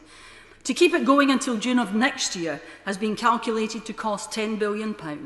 Surely that is a drop in the ocean compared to what will be lost if we do not. In that time, we can ensure that those industries and employers which can survive do, and help the others to transition. Instead of just putting companies in mothballs, encourage them to work. Look at the schemes, the flexible schemes in Germany, France and Austria, what they're doing to protect their economies. Use the time we have to upskill and retrain. We need to innovate our way out of this, and we can. We need to create new industries, green jobs, investigate hydrogen power, encourage our aviation industry to be greener. Make well-being the measure of our economy and the quality of lives the measure of our success. The world and its economies are changing around us. The job retention scheme has given us time. Now we need to ensure that we use it properly. Turn the birthplace of the Industrial Revolution into the home of a new green revolution. Ruth Edwards. Thank you, Madam Deputy Speaker. I want to start by paying tribute to the businesses up and down the country who've done so much to protect us at this time. Businesses like Quotient Sciences in Rushcliffe, working day and night to develop coronavirus treatments. Like Ruddy Fine Gin in Ruddington, who converted their production line to make sanitizer and donated hundreds of bottles to vulnerable people. Or Chef in Lady Bay, which produces a range of fresh, healthy meals and has donated them to frontline NHS workers and the most vulnerable. I've always believed in supporting business because business supports our communities. That's why I'm so grateful to the Chancellor for the comprehensive response to the financial jeopardy many businesses found themselves in at the lockdown. I'm happy to give The furlough scheme is effectively credit to businesses. My grandparents used to call credit the land of Never Never Land. And so does the honourable member agree with me that unlike the opposition who live in Never Never Land and thrive on the delights of hindsight, this government takes its responsibilities seriously and wants to support people back to work. Well, I thank my honourable friend. I mean, the furlough scheme has done so much over the past few months for people in my constituency. In Rushcliffe, over 12,500 jobs have been protected by the coronavirus jobs retention scheme. Over 3,000 self-employed people have been claiming support through the self-employed earnings support, and over £18 million in grants has been distributed to businesses in Rushcliffe. But she is right that we must have sound public finances and we cannot just carry on with support in this way forever. But contrary to the claims of the parties opposite, support for business and jobs is not ending in October. It is changing because we must be honest with ourselves and with the public about the future. Our economy is going to change.